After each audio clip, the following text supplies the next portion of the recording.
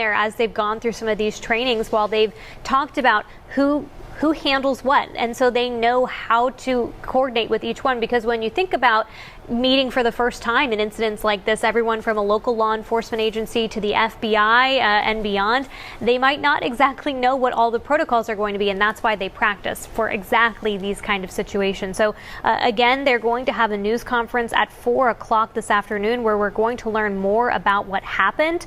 For now, what we do know is that at least one person was taken to Grady Memorial with a gunshot wound, but we were told that there were multiple injuries. And just like Tom said, referencing some of what our reporters have gathered on the ground, Fox 5's Brittany Edney told us this happened inside a 9th grade student's classroom. So again, that's unconfirmed, but coming from our reporters on the ground, they're learning this happened in a freshman classroom, and it might have involved a teacher and a student. Those updates still waiting to get confirmed from law enforcement and from the school system as well. But we're still trying to get that developing information. For now, it's a priority of getting these students back with their parents who are walking more than a mile, 2 miles, 30 minutes to go collect their students who have been waiting for them for about 3 hours now on the football field out there at the Wildcats football field. So harrowing moments for all these students and teachers and families who are involved in this. And as we continue to learn more, of course, we're going to keep you updated. But this was a live look earlier of those students sitting in the bleachers, parents in the parking lot trying to get their students, and of that very large law enforcement response as well. And I also mentioned some of the law enforcement that's responded to this. And I want to emphasize again, just because we know that it is a bit of a problem out there with busy roadways, lots of traffic and blockades, that Winder police are really encouraging people to keep those roadways and school entrances and exits clear.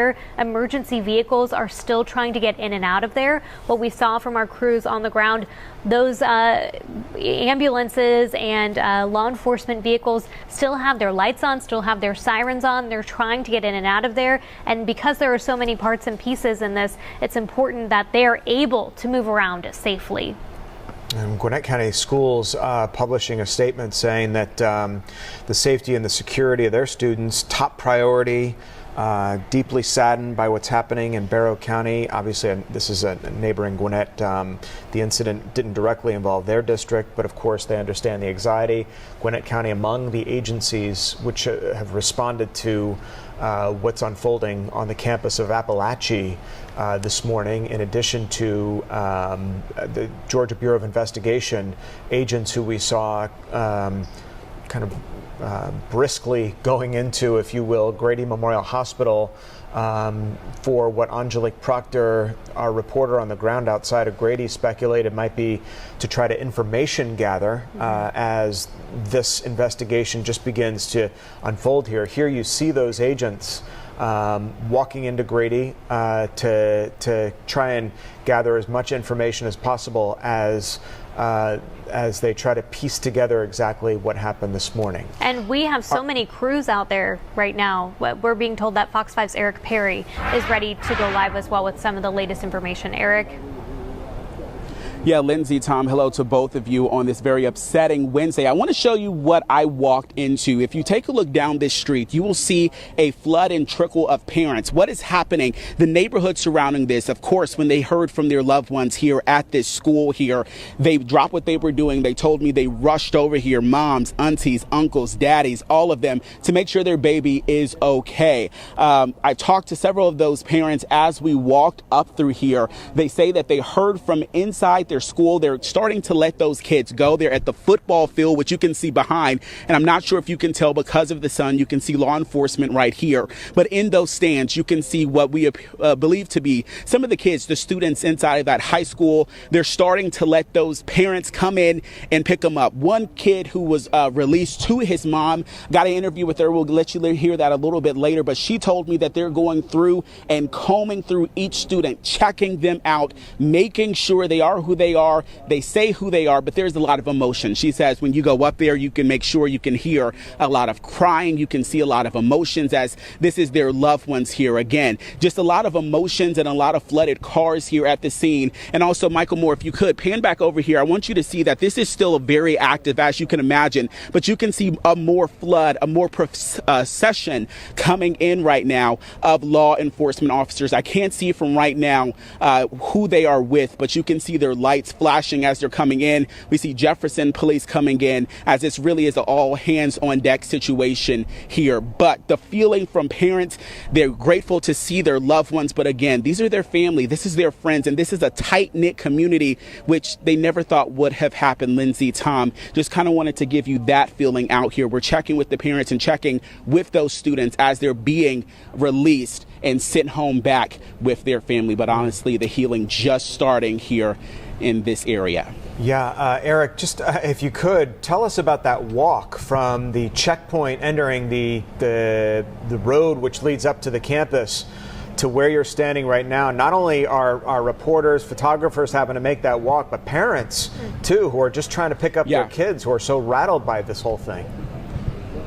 Yeah, let me tell you, I was out of breath, because it took me about a mile. I saw cars starting at the very end of the street, and this is a very long street here. So I just parked and got out. And so I was talking with parents as we all made this walk. They were not going to be okay, right? This is going to be an emotional walk for a lot of them until they lay eyes on their child and make sure that they are okay and accounted for. So people were crying. People were on the phones with their loved ones. They were on the phones trying to make sure with everything, but also there are some different police over there as well. So you're not seeing any just everyday people coming down. This is only law enforcement coming down to this section. So you can't even see where they're diverting people up as well, because on the other side here is another school. I believe that is the middle school that is here as well. So you not only have the high school that's here, but Michael Moore, if you can pan a little bit to the left, that building that is up there, that is the middle school. They are also in the lockdown as well. So those parents coming in from middle school, you have the parents coming in from the high school,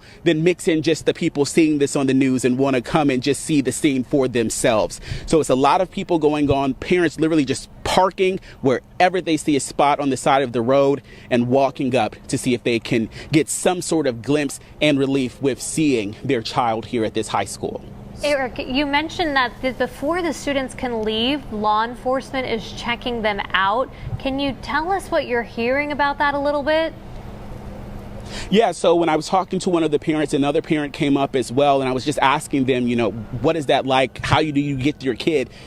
Frankly, they said it was a mess, because you can imagine all the emotional parents coming in and the emotional students trying to be sifted out to make sure they're going home with the right person. But another person said they're also making sure that none of them maybe have been a part of this. Again, we don't know what led up to this. No speculation in that particular case, but they want to make sure that every student is safe. They don't have anything on them or not affiliated with this in any sort of way. So they said they're just going through checking them out and everything like that. So you can see some more parents walking through. They're going back up to the football field for those who might have joined in and didn't hear what we were saying or our perspective here. That football field that is behind this parking lot is where parents are making their way to get their kid. We're not being able to go just that close just yet to see them or to see what that process is like. But according to parents that I've talked with on our journeys up here, they say that it is a mess as they are trying to sift through, sort out, as honestly nobody has a correct way to handle a situation like this, but they want to make sure that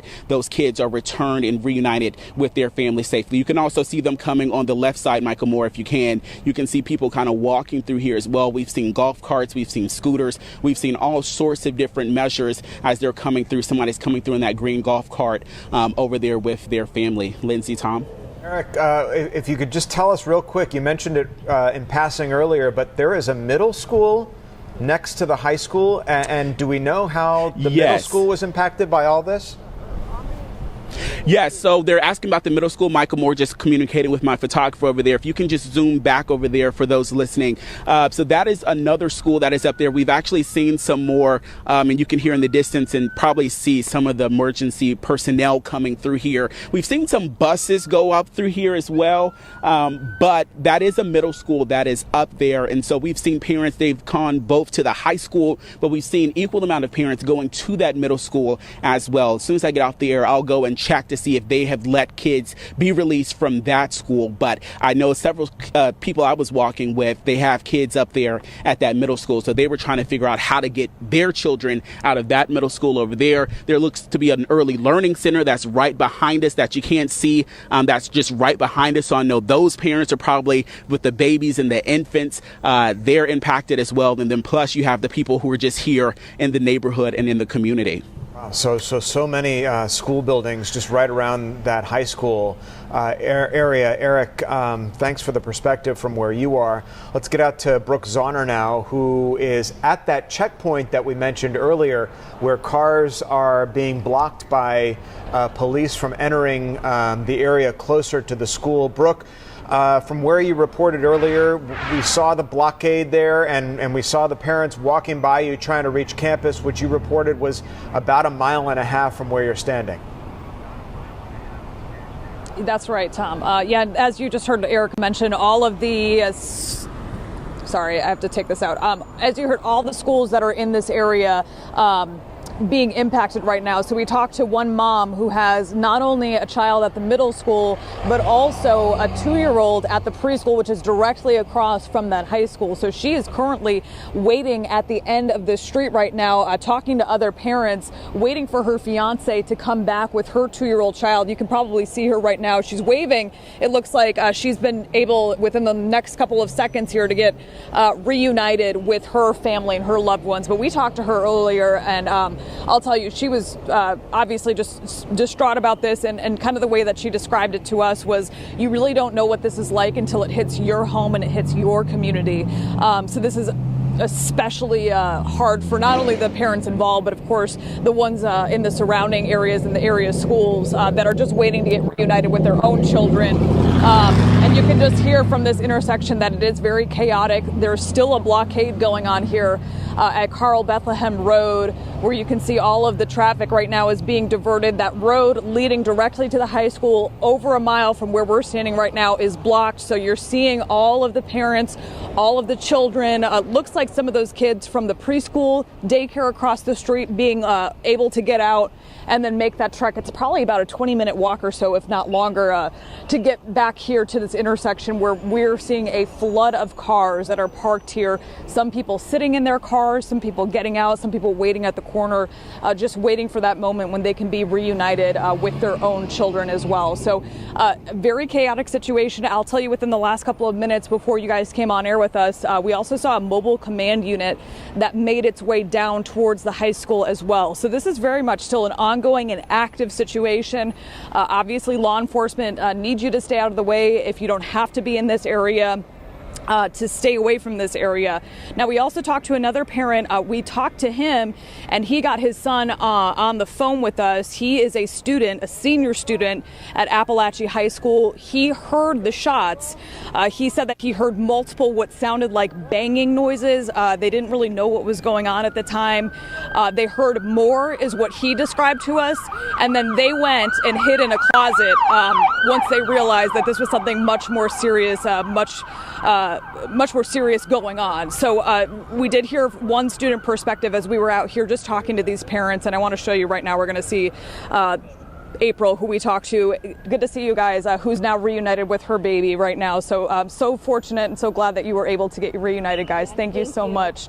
So you're just watching these moments right now unfold of reunions with parents and children. But want to have you guys listen to a couple of these interviews that we got of some parents and just what their reaction is as they are waiting to get reunited with their children. I was completely terrified because I didn't know what was happening, but it's a relief now that we found them. But I know there were injuries and casualties, so I don't know how many or who they are yet. so again, just a really emotional, raw emotion from so many of these parents coming through here. And again, we are back out here over a mile away from that school right now, where all of the traffic is being diverted. Roads still blocked by the Department of Public Safety as well. Several units responding here. We saw the last one that I saw was from a different county, was Jefferson County Mobile Command Unit was responding to the school as well. So that just gives you some perspective, guys, of what we're seeing here. Still a very fluid, chaotic situation. There are cars literally in every single direction parked on the sides of the road right now as parents are trying to get reunited with their children. So that just also gives you kind of a perspective as we're over a mile from the school, and we saw these cars, 10 minutes before we got here. We saw all of the cars, all of the chaos and the commotion that was happening here. Tom and Lindsay. Brooke, the parents that walked by you clutching a small child, toddler perhaps, so we're presuming they were from the Early Learning Center, but I also wondered if you could kind of fill in and contextualize for us the level of anxiety or frustration or, panic on the minds of parents trying to access the campus area. Are they frustrated that they're not able to drive closer, or understanding given the situation that's unfolding? People are so nice here. I don't know. It's a small community, and you can always tell when you get to these communities is that they're so tight-knit, they're so kind, so understanding. The parents that we've talked to have been incredibly understanding of the situation. We've been waved to by people. We've talked to a number of parents in this area who just understand that law enforcement right now has to make sure this scene is safe before they can get to their children. And a lot of them we've found that just have no problem walking the mile or so down the road to get reunited with their children. So the woman that you just saw clutching her child, that 2-year-old, was from the Early Learning Center across the street. And we asked her, what's going through your mind, and just the reaction of something that you see on the news, and you see this happening in other communities and you don't think it's your own community, and when it does, it just hits you so incredibly hard. In a community like this one, Winder Barrow, very tight-knit, everybody knows each other here. So it really does give you that kind of perspective of just how difficult this was. But she was very understanding of, law enforcement has a job to do. So they were happy to park here, wait for her fiance to come back with her 2-year-old child, especially knowing that he's safe. And obviously it may be a different situation if you're still waiting to hear from your loved one and unsure. But from the kind of indication that I've gotten from parents here is they're very incredibly understanding of the situation, and they know that this is also a really difficult day for law enforcement in this area. Again, I'll describe for those of you just joining us, we were coming up here on 316, seeing all of the law enforcement activity passing us. It was one after another after another. It was, I would say, more than 24 or so law enforcement agencies, Georgia State Patrol troopers, Department of Public Safety, Gwinnett County police officers, Barrow County sheriff's officers from surrounding areas, that it all hands on deck as this was unfolding. That's what we saw when we were coming up here, and it really gives you that perspective of, wow, this is something that is really serious that's happening, and it's hitting this community hard. I think there's still a level of shock that people are experiencing right now, as you can imagine. By just what's going on here, and it's still very much fluid. And Brooke, something else that I want to point out, this is obviously happening at Appalachian High School, and law enforcement says school, but this school is surrounded by other schools, and that's why we're seeing that mother with a very young child. And Fox 5's Eric Perry showed us a few minutes ago, there's also a middle school right there, and that's also why we're seeing so much traffic in the area, right, Brooke? Yeah, that's exactly right, Lindsay. And when I spoke to you guys 45 minutes ago or so, we were initially at Winder Barrow High School, and the law enforcement activity, the amount of emergency personnel that was out there, it looked similar to what we've seen out here. We saw canine units out there. We saw ambulances. We saw fire trucks out there.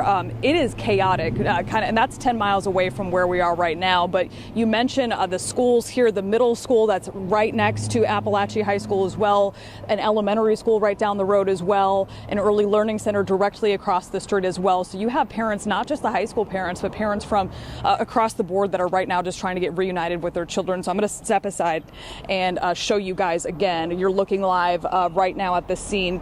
Carl Bethlehem Road, that leads right to Appalachia High School at this moment. So again, guys, we're going to keep monitoring this, talking to a number of parents out here, many of them just happy to have their children back if they're coming back up, making that mile walk or so to get their children, and then coming back with their children. Obviously, it's just a huge relief for so many of them. But again, talk to some of those students as well. Talk to one of those students who described what was just a horrible situation, hearing those popping noises, not realizing that it was gunfire, and then when you realize, finding your way to safety. So just a lot unfolding, and we'll keep you guys posted here, Tom and Lindsay. Just a terrifying situation, not only for those parents, but this huge response by law enforcement, so impressive as well. This happening in the middle of the day. Brooke, thanks so much for that live reporting there from the entrance point to the road that is leading these parents on the mile-plus journey to campus to retrieve their students who are understandably rattled and nervous and upset by what has transpired this morning. The school undoubtedly will start offering in the days to come some counseling for these students in the aftermath of all this.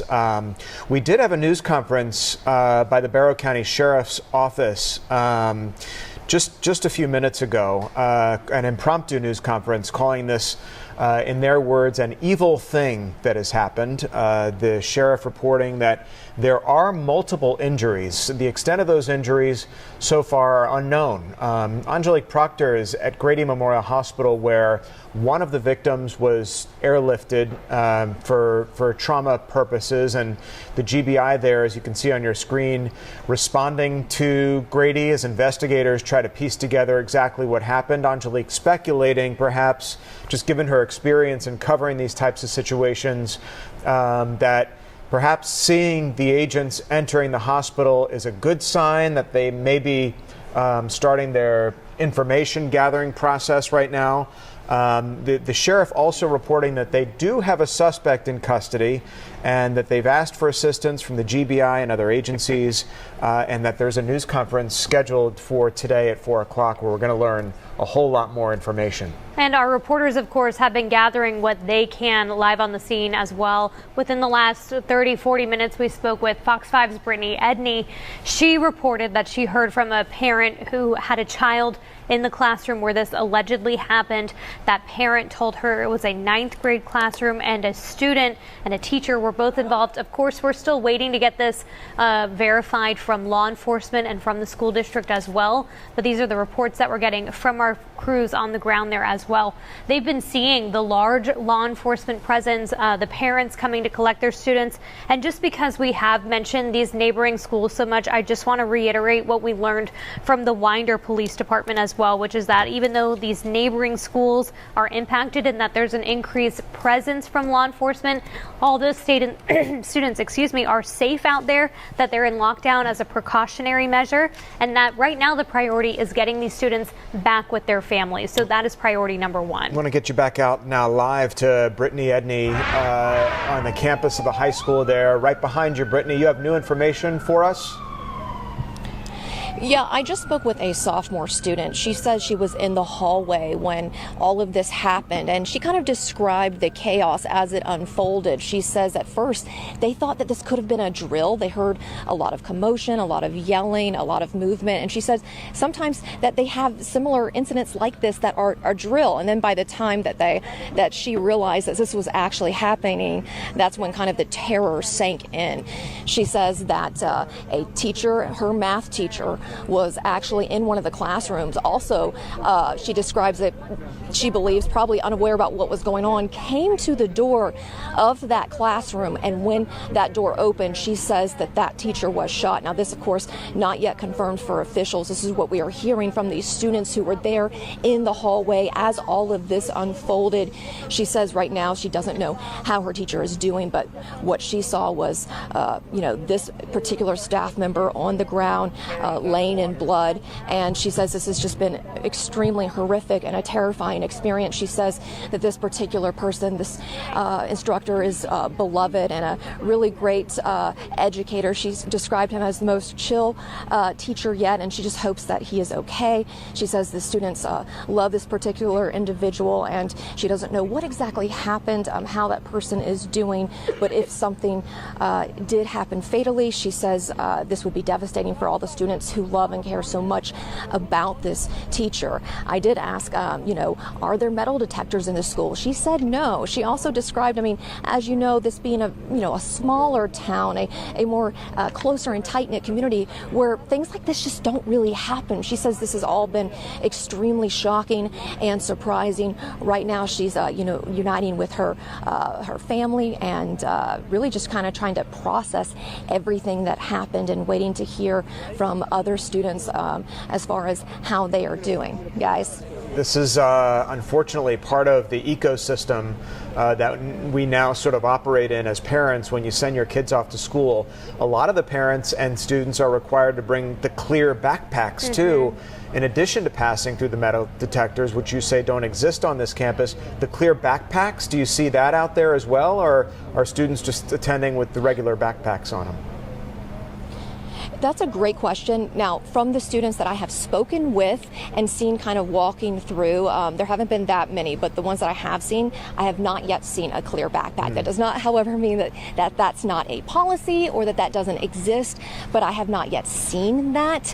But again, as we were kind of just discussing, that student says, there are no metal detectors here. But she said, as she described, that there are frequent drills, and that's where a little bit of confusion kind of came today, is because at first they said, oh, is this a drill or is this something more serious? And she kind of described her and her classmates' experience as really just a lot of the unknown, and then people kind of coming into that shooting as they tried to figure out, was this a real situation? And tragically and unfortunately, it turned out to be true. She said, of course, this is something you kind of just only see in the movies or, when you turn on the news. It's just not something, she said, she expects to ever really happen to you, and also, especially again, this being such a smaller town where, a lot of violence doesn't typically break out in these types of situations. Brittany, you had mentioned that earlier you spoke with a parent who said that this happened in a 9th grade classroom. The student you just spoke to was a sophomore. Is it clear if this was like on the same hallway or if this was a class with multiple grades in it? Yeah, that's a great question. And I'm glad you brought that up because I do want to clarify. We do not yet know, or I do not know rather, if that classroom that had the 9th grader in it who experienced seeing a student leave the classroom and come back in with a gun, if that was the same situation. Just as how they have described it, it doesn't sound like it is, but at this time we're still waiting to kind of hear from law enforcement as far as what happened and really give a confirmation on how many people were shot, were injured, and a number on the casualties. But from what they have described, it doesn't sound like they are one and the same. So it kind of sounds like you have the teacher who was shot in the classroom when a student came back in, per these students, and then also a 10th grader describing being a hall over and then watching everything unfold, and then having a math teacher come to the door of a classroom along that hall, try to check things out, and then getting shot. And again, she just really described the trauma that she experienced as watching this beloved math teacher just lay there in that hallway after getting shot. Definitely, especially just these kids being so young, this is something you don't expect to see in real life. And right now there's a lot of emotion swirling around, and as these students come and try to wait to get connected with their family, of course, I also spoke with a parent who says, she just is really concerned about her middle school and elementary school students who are on a lockdown and she can't even get them yet. And even though she says she didn't have a child in the high school, it still is just a traumatizing experience for the entire community. And she really just want to, get those kids, hold them, talk to them, and as a parent, try to describe and explain, if she even can, what happened here today, and just be there as a support system for those kids. Lindsay. Well, our thoughts and our prayers are certainly with that teacher who presumably was reportedly, though unconfirmed, shot Brittany, and certainly all the other victims. I want you to stick with us for a second because, and I don't know if you kind of gathered this as you were walking toward the area, but you have Appalachia High School behind you. You have Bethlehem Middle School off to the left of you. And then we saw in Brooks' live shot a parent walking with a child in arms, an elementary school, Yargo Elementary, which is also down the road there a piece. All of them presumably put on lockdown while all of this was going on. Yeah, that's correct, and that's what that parent did confirm with me. However, I just spoke to her about 5 minutes ago, and she said she has not been able to get her children, one who is in middle school, another elementary school student. She says she has not been able to get them yet, but we have been seeing, students trickle out, so I'm not sure what the official status is or if they are being released, just a few at a time, because we're not hearing, an official word from the school district yet as to what that kind of process looks like. So she's still waiting personally for her two kids. However, we are seeing a steady stream, small albeit, of parents, walking with their kids. But as you described, we've got a row of schools here, and that kind of just adds to the response and the congestion in this area, because for us to get here, you are looking at hundreds of cars. It lined so far, I looked on my car, it was about a 1.5 mile distance of how far out cars are parked from, parents.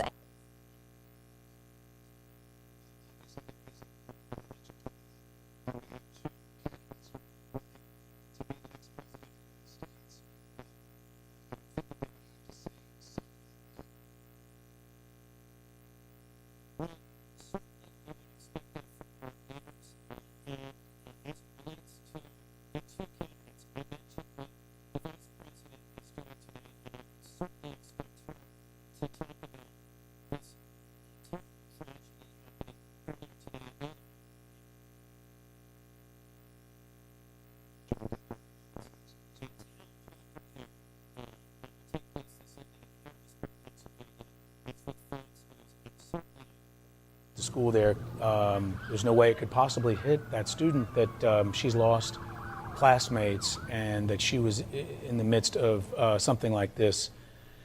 As you see there on your screen, sources telling us 4 people have lost their lives today in Winder, Georgia at Appalachia High School as a result of this morning's about 10:23 school shooting.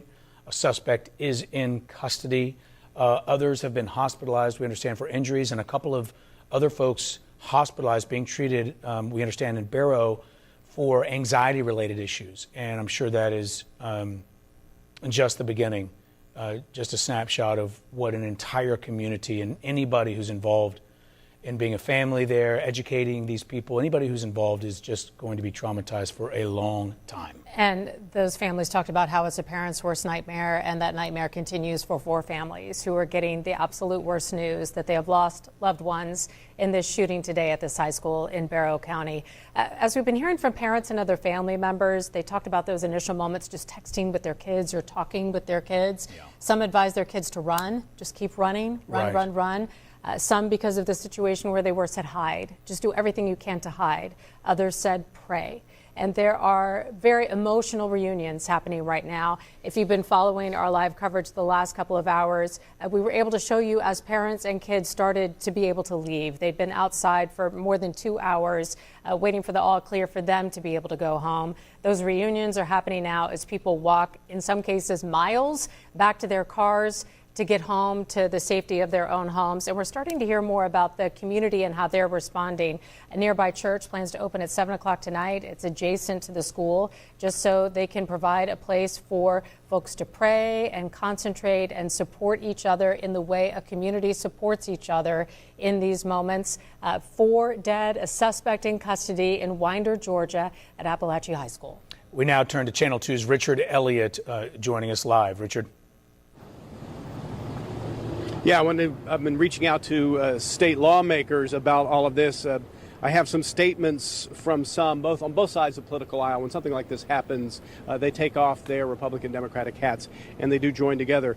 U.S. Congressman Mike Collins said, quote, "Leanne and I are praying for the victims, their families, and all the students at Appalachian High School in Barrow County. We extend our gratitude to law enforcement for their swift action to secure the school and to get the shooter in custody. I've spoken with Sheriff Smith, told him my team will be available to assist in any way necessary. We will continue to monitor and provide updates as possible."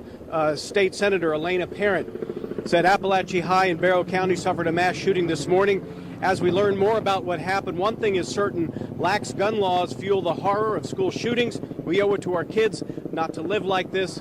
House Speaker John Burns of the Georgia Legislature, the Georgia House, said we are praying for the safety of the students, faculty, and staff of Appalachian High School and the law enforcement officers who are responding to the scene. We are closely monitoring the situation as it develops. And I want to point out one other thing. You touched on it just a little bit. The Georgia Department of Behavioral Health and Developmental Disability, they want to remind people in that community that if they are suffering from emotional trauma, if they need help, they need to talk to someone, you can simply dial 988. 988. It connects to their staff. They have trained professionals on staff sitting there ready to handle the phone calls, to talk, but also to direct if they need additional help. 988 if you are suffering any emotional trauma from the situation. Channel 2's Richard Elliott. Richard, thank you for that information. Of course, it's not required across the state of Georgia, which is such a large state, and most of it's rural. But we're interested in finding out more details about the security measures in place at Appalachian High, specifically. As you know, Linda, some schools have metal detectors and all kinds of different procedures that happen on a daily basis. And so we're talking to Channel 2 Action News reporters to see what information they can gather to that end. Absolutely. And that student saying that she believed it happened at the back of the school, which she called the E hallway. Mm-hmm. Another student said they thought it was near the J hallway. So still trying to piece together exactly where this happened, classroom, hallway, what part of the actual school, and whether there was a door that this person got in or whether the person was connected to the school community in some way. We're going to take you now to one of the hospitals where doctors and nurses are working with some of the injured. And Barrett Peterson joins us live right now from Northeast Georgia Medical Center. Barrett. Yeah, this is Northeast Georgia Medical Center, Barrow. This is the closest hospital to Appalachian High School. And administrators have confirmed that one gunshot victim was rushed here, and then one gunshot victim was taken to the Systems Medical Center in Gainesville in Hall County. Now, the hospital has not released how serious the injuries are or conditions of those patients. They're also not saying if they are students or teachers. Now, we're also told that 2 additional patients are here at the Barrow location, and they were admitted with anxiety-related conditions. Now, we have not seen a lot of police or ambulance presence here at the hospital in the so I did talk to one fellow who works across the street at an oil change shop, and he said it was probably around 10:30, 10:45, somewhere in that ballpark, that he heard all the sirens. He came outside and saw 3-4 ambulances depart from the hospital, presumably heading toward the high school. But we're still waiting and working to find out the conditions of the victims, how serious those conditions are, and whether they are either students or teachers.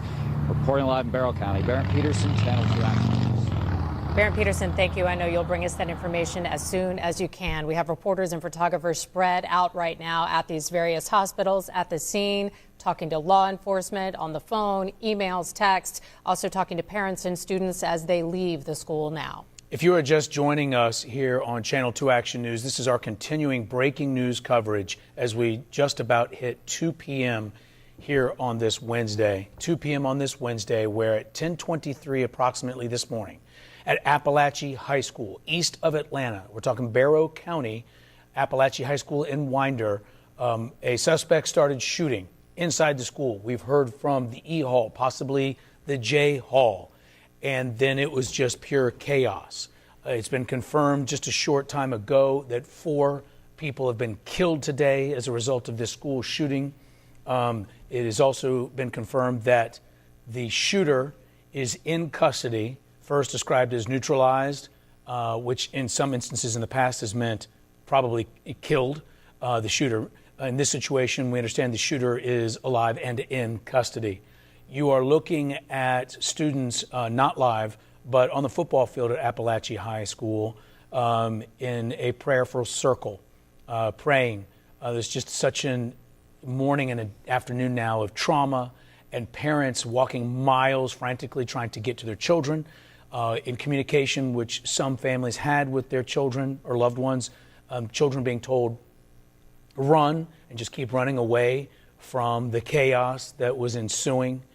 We know that Georgia Governor Brian Kemp, President Joe Biden have all been made aware. We heard from U.S. Attorney General Merrick Garland at a news conference talking about elections, commenting on the situation here in our state, and multiple law enforcement and investigative agencies from the FBI, GBI, and on. Everyone is there doing their work. And as we speak, there are some gunshot victims who we understand still being treated at least 3 hospitals. Absolutely, and they are getting the care that they need right now.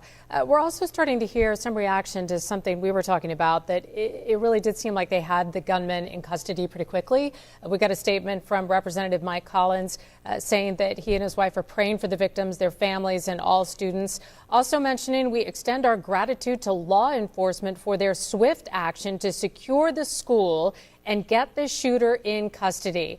Representative Mike Collins going on to say, I've spoken with Sheriff Smith and told him my team and I are available to assist in any way necessary. We will continue to monitor and provide updates as prudent. Again, Representative Mike Collins with that statement there. And we've seen this evolution of how to respond to these active shooter situations. Law enforcement trains and trains again and trains again for the skills they hope they never have to use until a day like this happens. And it does seem that they were able to pretty quickly secure the situation enough that they could send the kids out of the school and then deal with going through the school hallway by hallway, closet by closet, office by office to make sure no one else was in danger. But the suspect in custody now, and sources tell us 4 people are dead. By all accounts, and it's very early, but by all accounts, local law enforcement acted swiftly and with incredible bravery today in trying to get a hold of the most horrific situation, a situation that we do understand they pray for dutifully. Channel 2 Action News reporter Michael Seiden has reported to us that Barrow law enforcement has a large training facility and has a specific training regimen for such school shooting events. And it hasn't always, in other states, we've seen situations, Uvalde, Texas, where some mistakes, apparently, the most catastrophic mistakes have been made in the past, and we understand today. By waiting. Yes. By holding back, by waiting. That's right. And we understand that today, again, it's very early, and 4 people have died. But we understand the suspect's in custody, and we understand that law enforcement was actively pursuing the situation inside that building, doing everything they could. And again, we'll get more information in the ensuing days. Our Gwinnett County Bureau Chief Matt Johnson joins us live. Matt, you've been out there for hours as the Gwinnett County Bureau Chief. You're closest to that area, to Barrow County and Winder. What is the situation where you are right now? We're seeing a lot more people being able to leave campus. Even within the last time we were on air about 30 minutes ago, there are a lot more students leaving here with their parents. Traffic is open here on both lanes next to me here. Cars are starting to move next to the high school for the first time we've seen all day, really. So I think the expectation here is that a lot of parents are going to be taking their kids and clearing the scene. But law enforcement, of course, they're not going anywhere. They're mentioning that their investigation might take days to really piece together what happened here. But for now, parents, the priority has been all morning, all afternoon, really, to just get their kids to safety, get them home. And more parents appear to be able to do that. It's unclear how many students are left still at the football field. There are still quite a few fire vehicles here. Ambulances are leaving intermittently. What we've been told is that the physical and emotional toll has really affected a lot of the parents. So sometimes when you see the ambulance leave, it's because of heat exhaustion, it's because of anxiety. So you can imagine just everything going through the minds of the parents that are here to pick up their kids after what their kids have been through, what the parents have been through. Sometimes it's just too much. And thankfully, there is a lot of medical personnel here ready to assist those parents. So the effects of this tragedy just continue to be felt in a bunch of different ways throughout the community.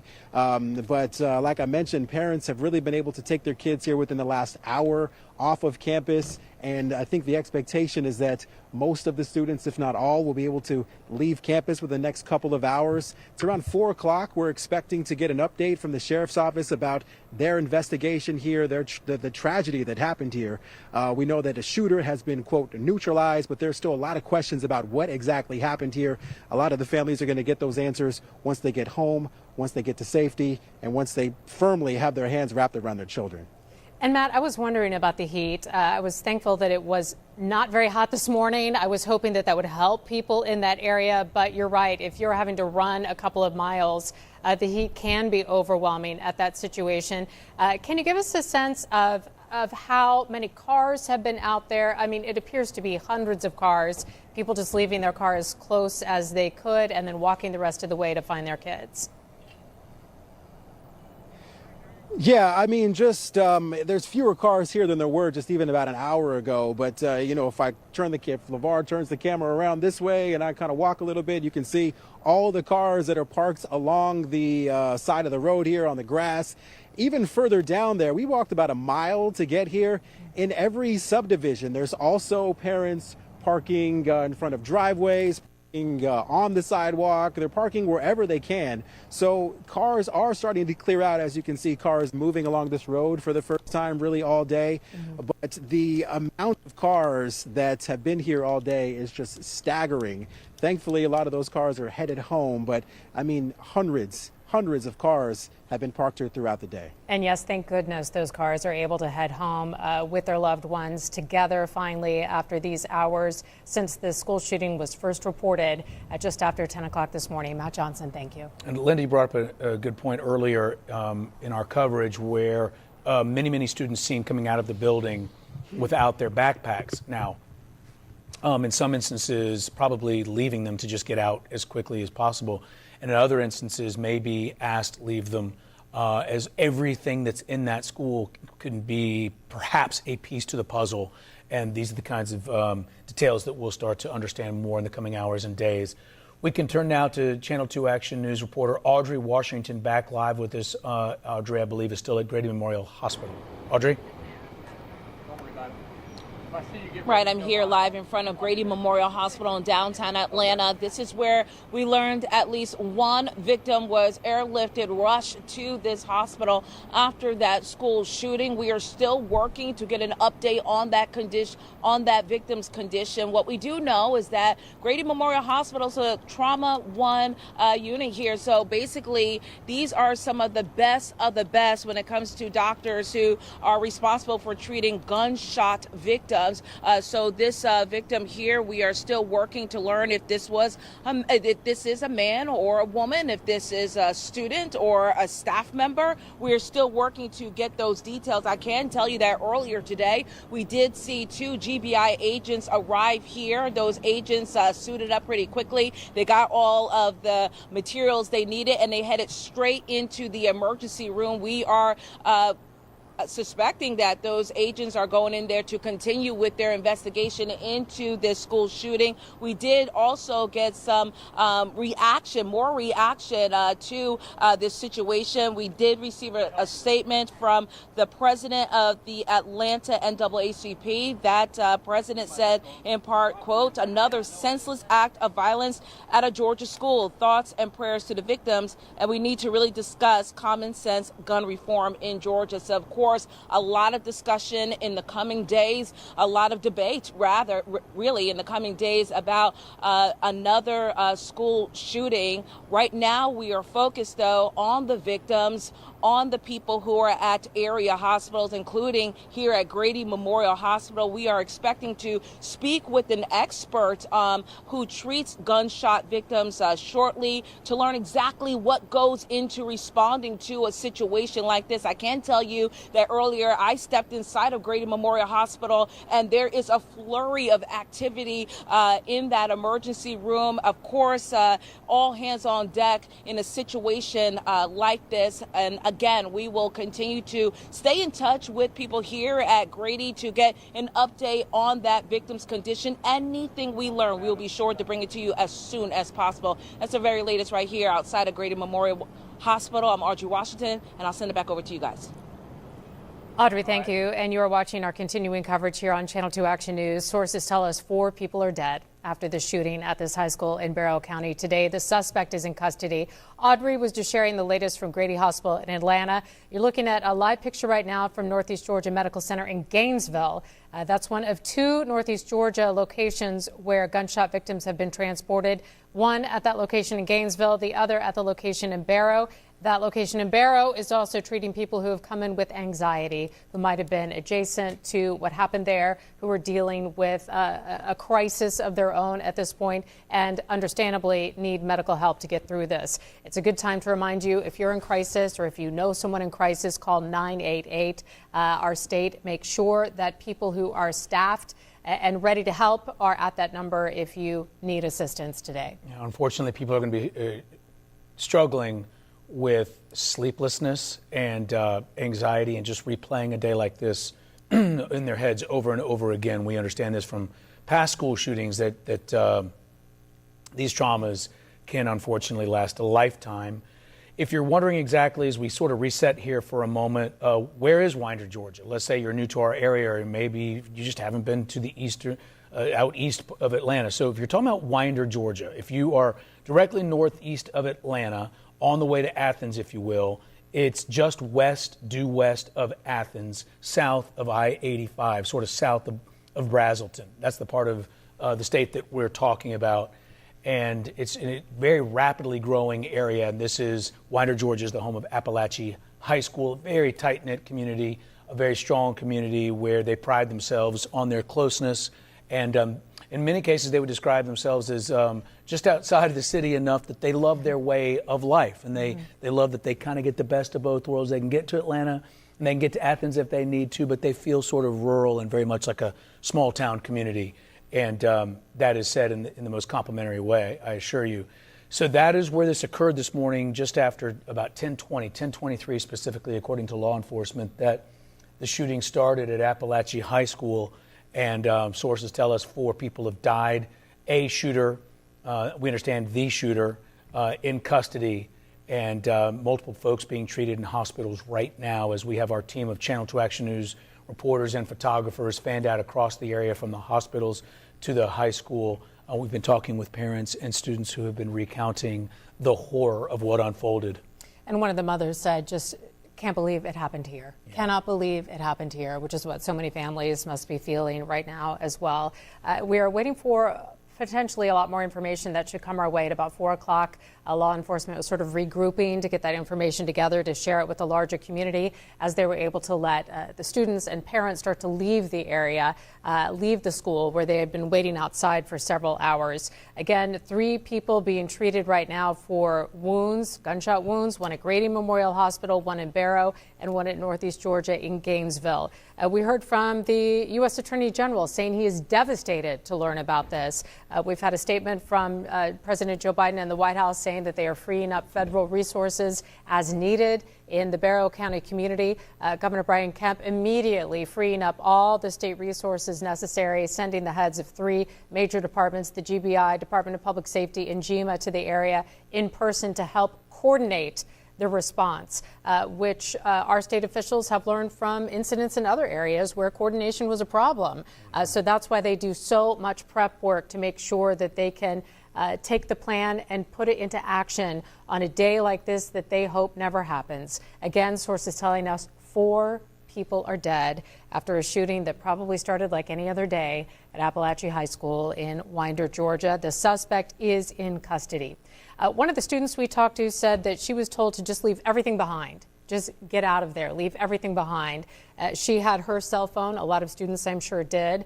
Many had to leave their backpacks, water bottles, that kind of stuff, their books inside the school. And I'm sure there will be a plan later for them to go back and get their stuff as this investigation continues.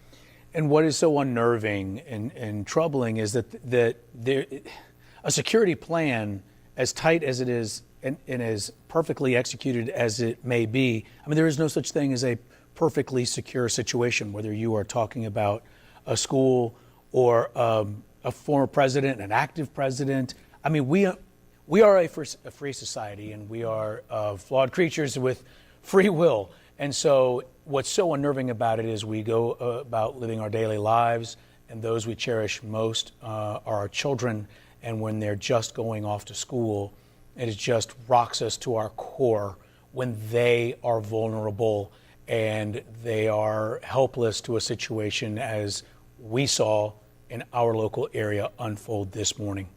Channel 2's Tom Jones is in the area right now, live joining us from Barrow County. Tom, what's the situation where you are? Where are you and what's happening? Yeah, Linda, we just got here. We are in front of the school, and I got to tell you, there is an eerie feeling going on, kind of like the calm after the storm. It's so interesting to see. Take a look over here. You can see a parade of parents with their kids walking out of here. We've seen some reunions with jubilant parents hugging their kids, and they all seem kind of shocked, sort of shell-shocked that something like this happened here in this community. I did speak to a senior here at the school who recounted for me a frightening ordeal where she says her teacher was shot and killed. She says they were in class, a statistics class, and there was some beating on a locker outside their classroom. She says her teacher went out to investigate, and that's when they heard a shot. Their teacher fell back into the doorway of their classroom. She says the shooting stopped, so some of her fellow classmates felt the courage to go out and grab their teacher and dragged him into the classroom. That's when they barricaded the door, and those students hid inside, waiting for help to come. She says eventually help did come, and that's when they got out of there. Just a very frightening story. That student was shell-shocked, and she just seemed like she was in a state of shock. And I asked her if she was okay. And she said, it still hadn't hit me yet. She thought she was okay, but it hadn't hit her yet. Talked to other students who said the same thing, that they realized that they lost some of their classmates, and in some cases lost some very valued teachers, people who they loved being in class with. That young lady told me about the teacher who she says had been shot, that he was a chill type of dude, and he will be missed. But right now, a lot of people out here are just happy that their kids are okay and they've been reunited. When we got here, we saw a cop car, a door swing open, and a child jumped out, and her parents came, and she hugged her mother and father, and they went off hand in hand. So a lot of that going on, but a lot of sad hearts here as well. Tom, that story about the students trying to help the teacher, dragging that person back in the classroom, it absolutely gives me chills. And we have an update, but stay with me if you can. The update from the GBI now, 4 people dead, an additional 9 people taken to various hospitals with injuries. Again, 9 taken to various hospitals with injuries. That's a significant update from the GBI. Tom, I was going to ask you, though, what are these students telling you about how many shots they heard? Because, I mean, obviously everyone was in a panic, and no one person is going to remember it perfectly, but was it many, many shots, or what did they tell you about what they heard? Well, that one student who says her teacher was shot, she just heard that one shot, and she says it was eerily quiet after that. I guess she assumed that the shooter went somewhere else. I talked to a football player who says that he heard what he thought was banging on a dryer in a bathroom. So he heard multiple bangs of that, so he thought it was the dryer, someone banging on the dryer to get it to work. But he's not sure if those were actually shots or not. So the few students I talked to were unaware of how many shots there actually were, or whether what they were hearing were shots.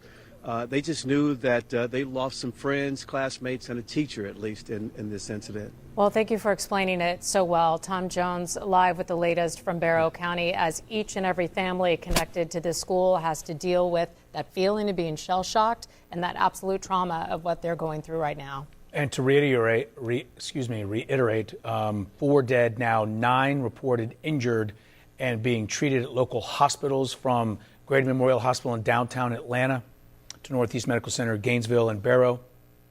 And again, the suspect is in custody today. We're hearing these stories now of families in shock, in relief when they can hold and touch their children and tell them how much they love them.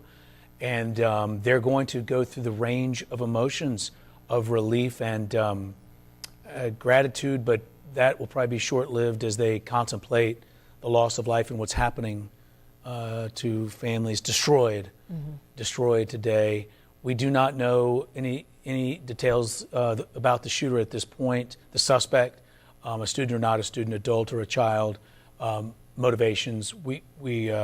That is just among the many questions law enforcement's working on right now. And to say that 9 people are injured and in treatment, I mean, that covers so many things. This could be life-altering in every way for each one of those 9 people in treatment. And you never know how you're going to react in that moment, but that situation that Tom Jones just described of the students going to help their teacher and dragging that person back into the classroom, I mean, the heroics and bravery of that to try to help in that moment of trauma is pretty amazing. Yes, I mean, we are conduits of information. That is our jobs, but we're all humans, and it's just awful. It's just the worst possible kind of thing to talk about young people in school and a loss of life, and that is where we are here. It's now 2:22 on a Wednesday afternoon, a beautiful start to this day, unquestionably, as we're starting to get this beautiful taste of fall and the kids back in school and the athletics kicking up and all of those joyous times. And stark reality hits us at about 10:23 this morning in Winder, Georgia, a good bit, 50 minutes or so east of Atlanta, en route to Athens, if you will. And Barrow County, 4 dead, 9 injured as the shooting started. A suspect in custody. The shooting started about 4 hours ago. Now, as we speak, we've had our team of Channel 2 Action News reporters and photographers on the ground. We've had News Chopper 2 live in the air as you're looking at, obviously, the football field of the Appalachia Wildcats. A while ago, we saw students in a prayer circle, as it was described. And for some, the shock is in place and the healing, if you can call it that, the coping underway in a situation no one could have possibly asked for, and yet that's now a part of their life story.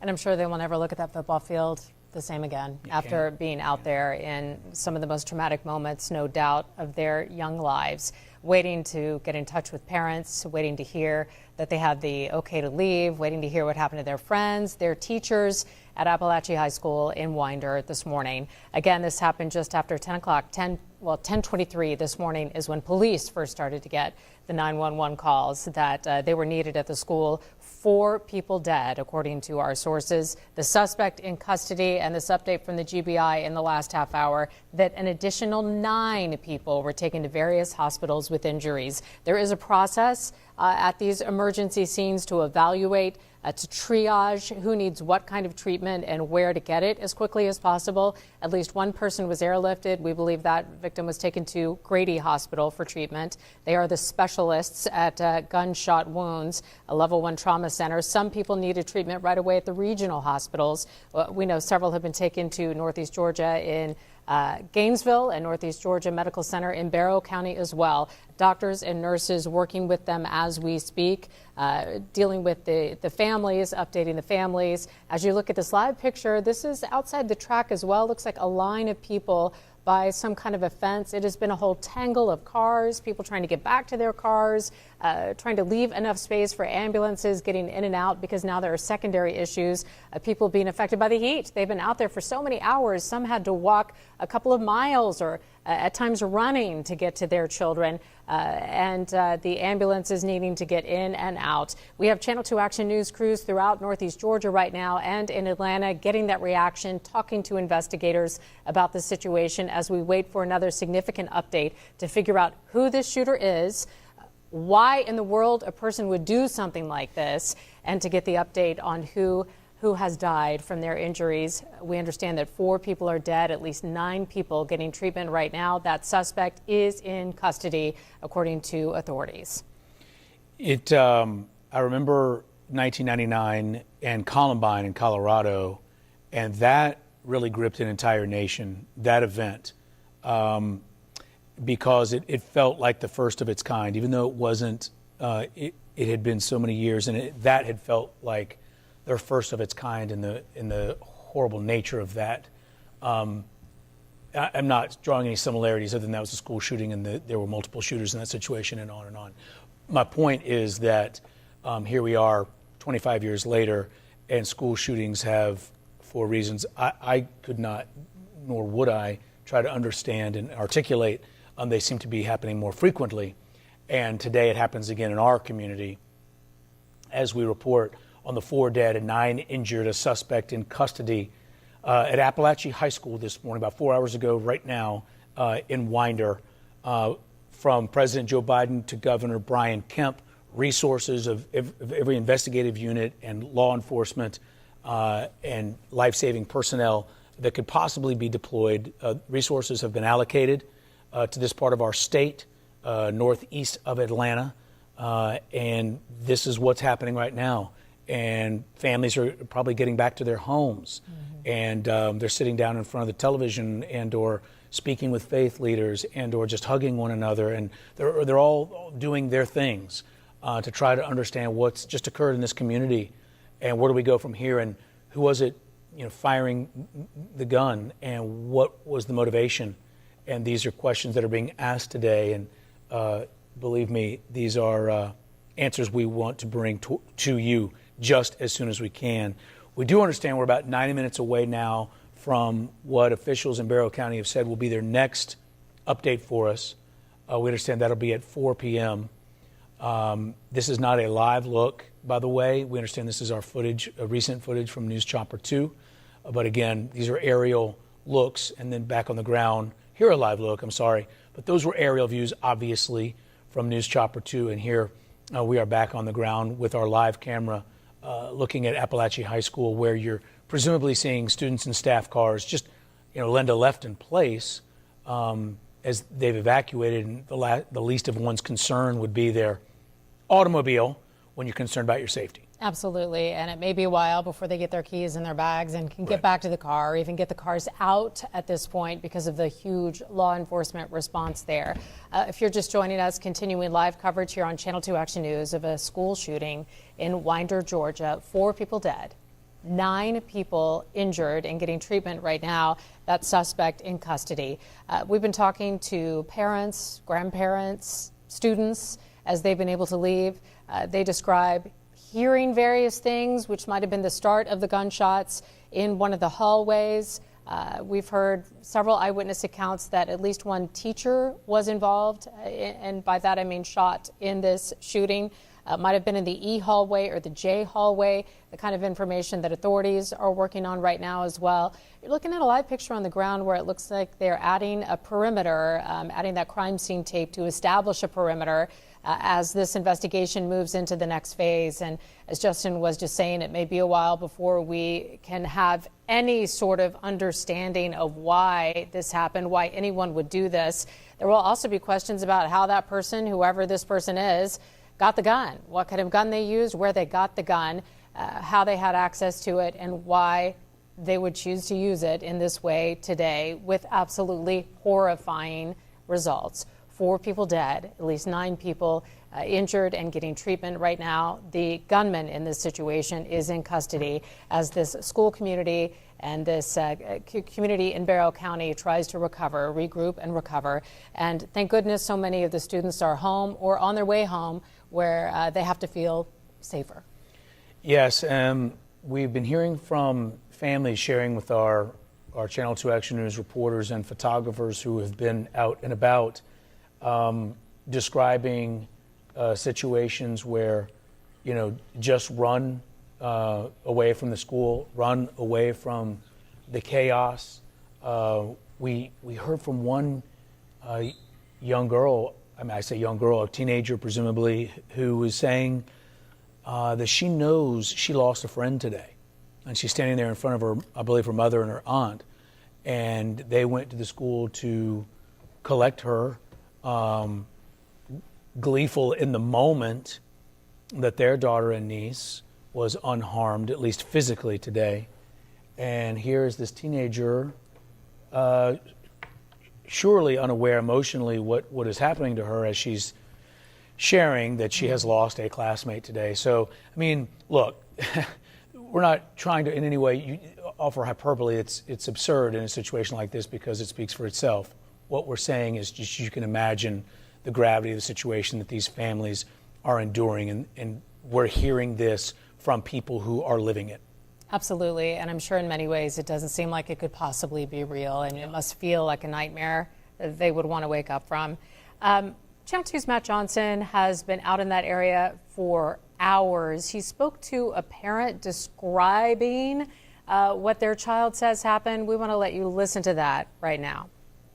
My child was in his classroom, and so the shooter was shooting across from the classroom. So his coach had ended up blocking his door and locking the door to prevent the shooter from coming in his classroom. So, yes.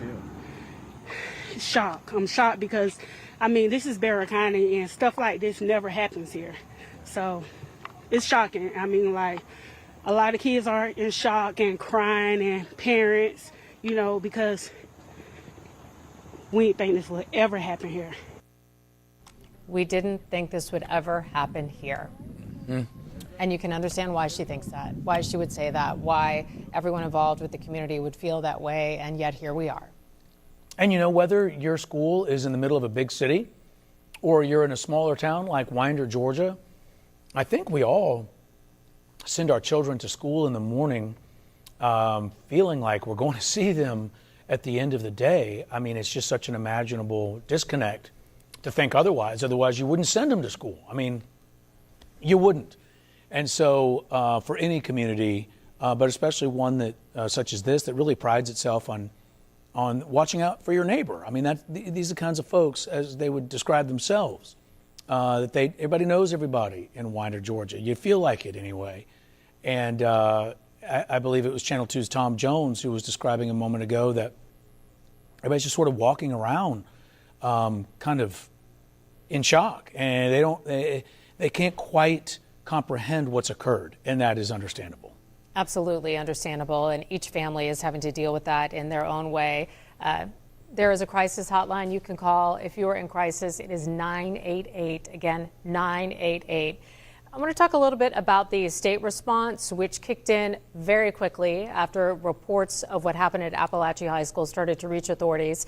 The governor said that he immediately freed up state resources to assist the local agencies and investigators throughout all this, sending the heads of the GBI, Department of Public Safety, and GEMA to the area. GEMA helps coordinating the response so that everything that is needed, every need can be met, I should say, in this situation, so that the school community has the support they need, because there's the law enforcement side, but there's also the people side. And there are a lot of people who needed support as they waited for hours outside on the football field to get that all clear to go home with their parents. We should make note, by all accounts, and it's very early, that law enforcement had conviction in their actions today following training that Channel 2's Michael Seiden has reported is extensive, and that they have a large facility, I think he said 5,000 or 6,000 square feet, where they can receive and do receive habitual training on active shooter situations, and that there was law enforcement today in place, specifically trained to handle a situation as was experienced today. And we will come to understand details of what did occur and the activities of law enforcement. But by all accounts, they were rushing toward trouble, toward shooting, towards the most dangerous of situations. And they got that shooter into custody. Horrifically, 4 people at least reported killed at this point, and 9 suffering from various injuries being treated right now at least 3 North Georgia hospitals. But that's the information we have today as sort of activities on the ground. And Justin, we're just getting a new statement in from the White House. I want to share the first part of it with you, a statement from President Joe Biden on the shooting. And he writes, Jill and I are mourning the deaths of those whose lives were cut short due to more senseless gun violence and thinking of all the survivors whose lives are forever changed. What should have been a joyous back-to-school season in Winder, Georgia, has now turned into another horrific reminder of how gun violence continues to tear our communities apart. Students across the country are learning how to duck and cover instead of how to read and write. We cannot continue to accept this as normal. Again, that's part of the statement we just got in from the White House and President Joe Biden reacting to the deaths of 4 people and 9 people being injured at Appalachia High School in Winder, Georgia this morning. You're looking at Tearson video from News Chopper 2, not live. We should let you know. But this is a short time ago where you have a helicopter on site. And so I don't know the context of if that's a medical helicopter or law enforcement. So I'm sorry, I just don't have that information. But that's what you're looking at on a lawn outside of Appalachia High School right now, as we're reporting here at 2:36 on this Wednesday of 4 dead, 9 injured, and a suspect in custody from a shooting that started this morning in Winder at Appalachia High about 10:23 when the call started flooding into law enforcement that there was a shooter inside the building, hallway E, perhaps hallway J, and both of Appalachia High, if that means something to you. As we switch to this ground view and a live look at Appalachia High School, our camera stationed there on the main building there, and you can see the law enforcement in place. You can see all of the vehicles involved there and folks doing their jobs, and the really awful work of having to witness the crime scene that is now that high school, and the work that the investigative work that now must occur. Absolutely. And parents have been talking about that first moment that they started to hear from their children. Some got texts, some heard via the alert from the school. One mother candidly shared that at first she thought her kid was joking, like, tell me you're joking, when she heard that there was a shooting at the school, and it was absolutely no joke. Some parents had to advise their kids just hide. Some said pray, just a one-word response. Others advised their children, if they could, to run, to get away from the danger. Different situation depending on where you were. Some kids were walking in the hall, coming back from the library. Some were in the classrooms. We heard a very moving account from our Tom Jones, who talked to a family who said that students were in the classroom. A teacher went out to check on something that was happening in the hall. That's when the teacher was shot. And the students actually dragged the teacher back into the classroom and barricaded the door, trying to do whatever they could to save the teacher in that situation.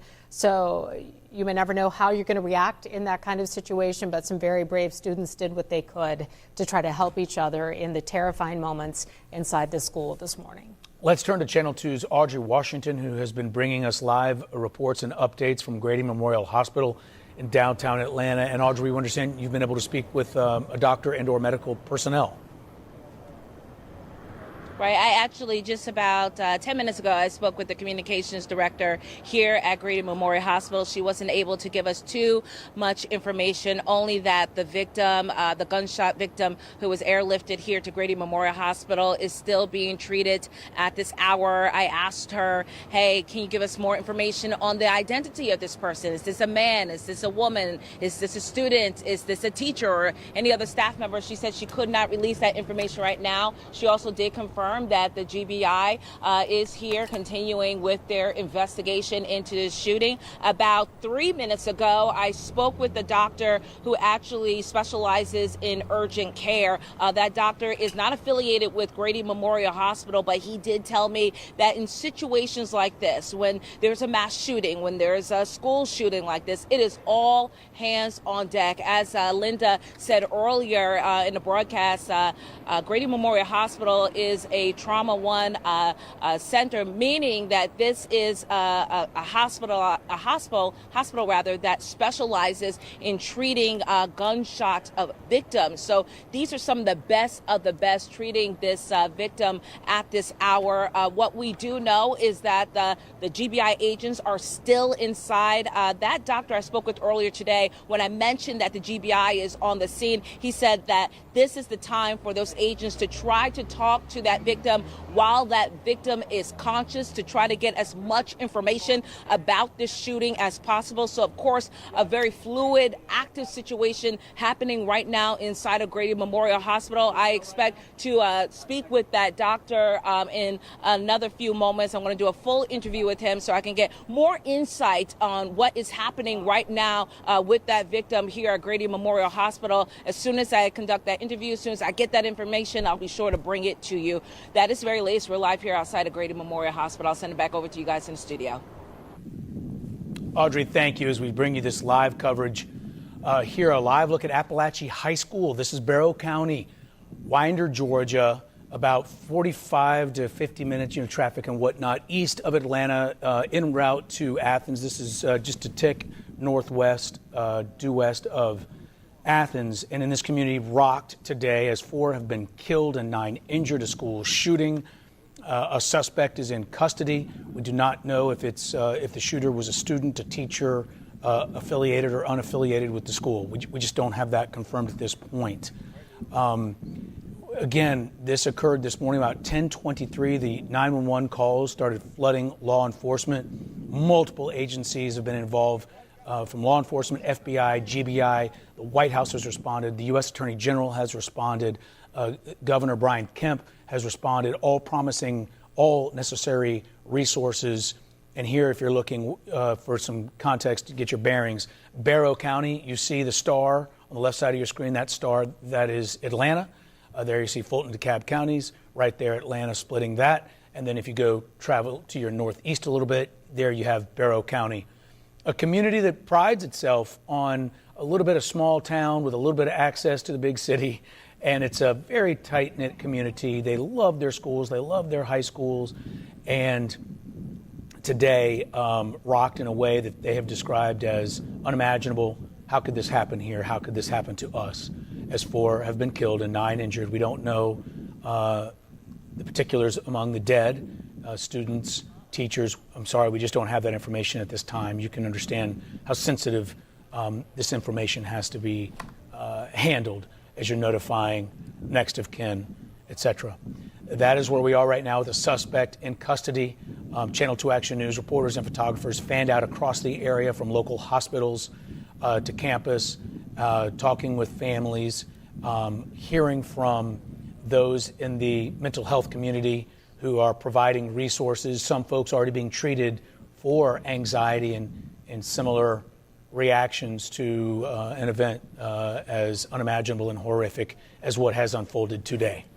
A school enrollment of just under 2,000 students from the last year that I could find numbers. I was just looking up a little bit more about the Barrow County School District. They had a 91% graduation rate in 2023, just to give you a sense of the kind of school that we're talking about right here, with very heavy parent involvement. They call their campaign Bolder Together in Barrow County, and those sorts of communication lines were definitely tested today as they had to let parents know that there was an emergency at the high school, an emergency that we now know was a shooting, 4 people dead, 9 injured. The suspect is in custody. We have Channel 2 Action News reporters and photographers spread out not only in Barrow County and Winder, talking to parents and students, but also at the various hospitals. At least 3 hospitals connected so far: Grady Hospital in Atlanta, Level 1 Trauma Center, also Northeast Georgia in Gainesville, and Northeast Georgia Medical Center in Barrow County. That one in Barrow County is the closest to the high school. We showed you that map just a couple of seconds ago. This is south of Brazelton, if you know where Brazelton is, just down a little bit from there. And they had a gunshot wound victim taken to that Barrow County location, but also some people walking in with anxiety because you have all these secondary issues now. People are starting to really suffer from being on the heat for so many hours, maybe not having access to water or food that they needed at that point until more resources could catch up with them, but also anxiety. Students who were in the area. Each student will have an individual story about what they saw, what they heard, how it affected them, but thank goodness many of them are home or on their way home right now with their parents. They were able to reconnect with their parents at the field, but then they had to stay there for a couple of hours as the school worked to count everyone and account for all the students who were in school today so that they would have the evidence they needed for later, and then started to let people go home. And that process is happening right now. A flood of emergency responders and law enforcement from Barrow County, from the state, federal resources like the FBI on the scene, ATF, as well as the GBI and GMA there as well, trying to help in every way they can as they regroup, set up a command center, and work to brief the community, but also to work on the investigation ahead. Because if there's a suspect in custody, there will be a trial, and they want to make sure that they have everything buttoned up to prosecute this person for this absolute terror in a public high school in Barrow County today. Yes, presumably that the situation is secure. I mean, clearly it is. The suspect is in custody, and there's been absolutely no information that there was a second suspect or a coordinated effort at this point. So it seems as if everything is secure and safe on campus. That's obviously the top priority. And now the bar is as high as the bar could possibly be. No mistakes. They want to do everything possible to make no mistakes and to do everything and leave open all possibilities and gathering every piece of information, as you said, Linda, to understand what occurred so that whether you're talking about a prosecution and or preventative information moving forward for this community and all communities, what can be learned. And as all security protocols have evolved over the years, as we have continued to see these kinds of situations unfold in our society.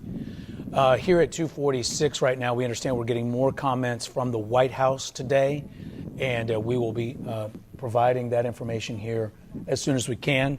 We also understand that the work from the GBI and FBI and law enforcement will be continuing for hours and days. We do not have any specific information that I'm aware of at this time to share with you for the students and the staff, the families of Appalachia, what happens from an education point of view in the coming days and weeks. But obviously, there's going to be a major adjustment that is going to have to occur. Absolutely, absolutely. There will be an adjustment happening. I can tell you the Barrow County Sheriff Judd Smith, when he spoke earlier today, said that every minute the investigation was updating. The federal and state agencies are there assisting. And he said, first and foremost, I want to lift up our community. Again, this was the sheriff of Barrow County. I want to give our sympathies to our community, our school system, our kids, our parents that had to witness this today. They're expecting to update the community again about 4 o'clock.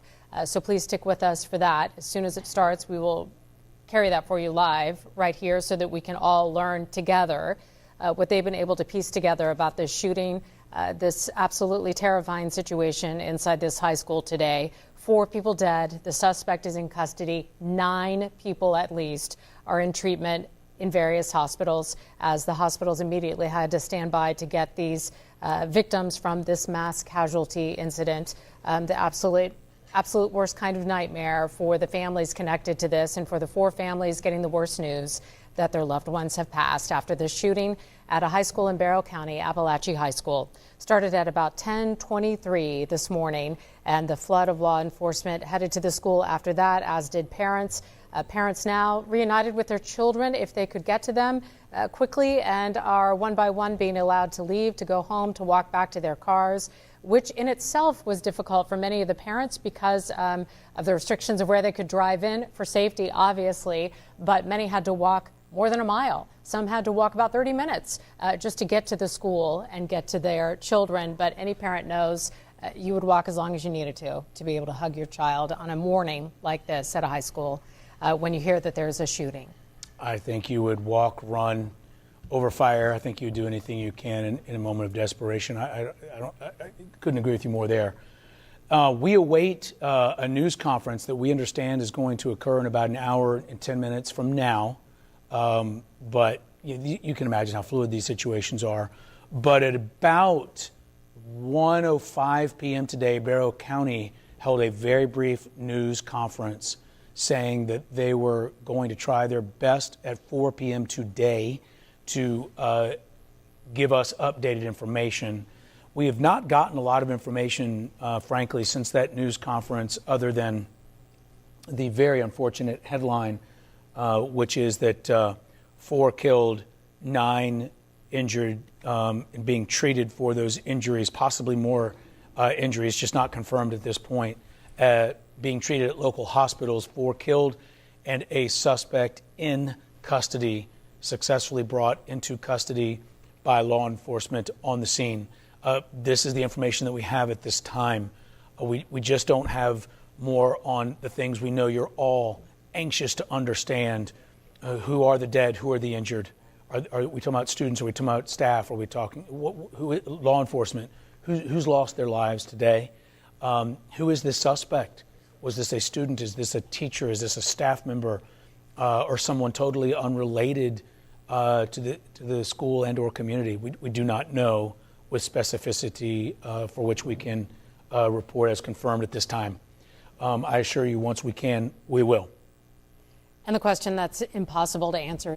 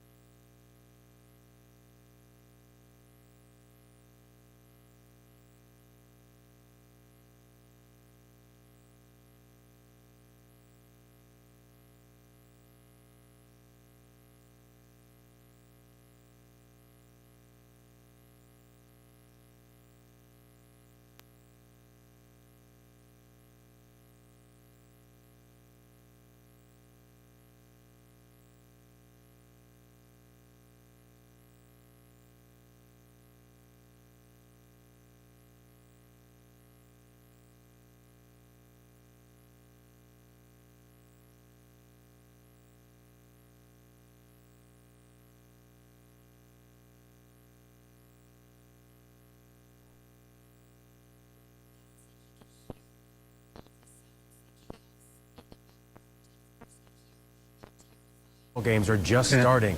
The marching band is just getting warmed up. The players are just learning each other, learning the plays, figuring out this new year of school. And they have to deal with something like this. Now, we both covered school shootings. We've both gone to schools where there has been disruption. How is this one different from the students you've spoken to and the parents you've seen as they go and pick up their kids? Yeah, I call that the interruption of life, George, what you just described. We have everyday activities that we go to, we enjoy, and something like this happens, and it really brings it home how important those events are. Because when something like this happens, he wasn't able we find out that there's. But his dad said he could hear all of the sounds, the chaos in the background, and of course could hear how terrified his son was while he was experiencing what was going on in that classroom. And you know, this 14-year-old student says you hear about stuff like this happening, but you don't expect for it to happen in your classroom, in your school. This family says they're of course praying for all of the victims, anyone who was impacted by this. They're praying for this community. The parents also saying that they really hope to see changes after this, wanting to see more security at the school in hopes of this not happening again. Again, a very difficult story to hear from such a young person who went to school today to learn, to see his friends, to see his classmates and his teacher, and then to have to experience something so awful. Yasmina, thank you for that live report. And the school year, of course, only just starting just a matter of weeks ago, and we're already having to confront a situation as dire as this. We have our first alert chopper now over the scene. We are giving you live images of what we are looking at right now. We see the Georgia Bureau of Investigation is on the scene. We saw in Yasmina's live report that there were some students walking out with their parents, being able to leave in some situations the premises and be able to reunite with those families. We know that there are a lot of concerned parents out there right now, a lot of concerned students, and unfortunately, far too many parents in mourning this afternoon as well. We want to head out to our colleague Blair Miller, who is there on the campus of Appalachian High School with the very latest on what you can see from the ground. And Blair, as many of us unfortunately here in the television news business, we've covered these school shootings far too often. And every time it feels like, in many ways, it's the same. A lot of people are outraged at first, but then we feel like nothing happens because it continues to happen. A gunman continues to be able to walk on the campus and open fire on our children. Yeah, and those emotions, Tracy, certainly will come back to life here in Barrow County, here in Winder. Those questions certainly will come here as well. I think this community, just arriving here in the last few minutes and seeing the faces of people here, looking off camera at people just standing here watching this, just watching unfold. This is a community that is in disbelief right now. It is a very painful day for this community, trying to understand how this happened, but also to the extent of this. In our reporting so far that 4 people are dead, 9 people in the hospital, but to what extent does this go right now? We'll be getting another update from law enforcement here at 4 o'clock. But, you talked about First Alert Chopper being over the scene right now, seeing some of those parents being reunited with their students. I've seen some of that out here as well. And behind me, a bunch of students have been coming and going. And in fact, just saw another ambulance pull up here in the last few minutes as well. Law enforcement, you wouldn't believe how many law enforcement are out here for something like this, to respond, to deal with what's happened here, but also the impact this has on the community when you have parents showing up here, you have community members showing up here. This is a very busy area.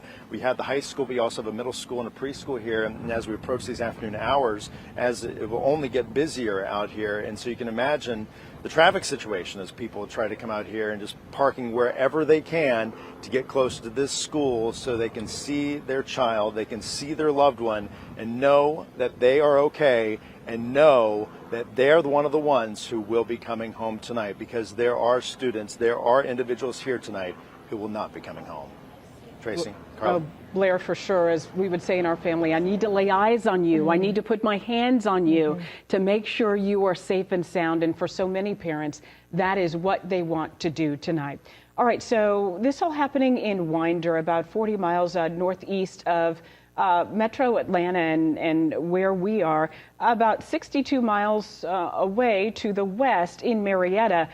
That school district right now responding. Marietta Schools releasing this statement right now saying the Winder community is heavy on our hearts and minds today. I know you join me in sending strength and support to the children, families, and staff of Appalachia High School. This from the superintendent, Grant Rivera. He goes on to say, while many continue to process the emotions that stem from today's tragedy, I'm also mindful that our families may have questions about school safety in our Marietta schools and how we as families talk through these events with our children.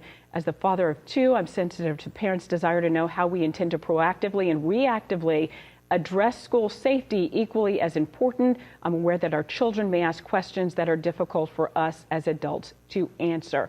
So basically, I'll get to the end of this. Tomorrow night in Marietta, they plan on hosting a virtual community town hall to address what has actually happened in Winder, some 62 miles away.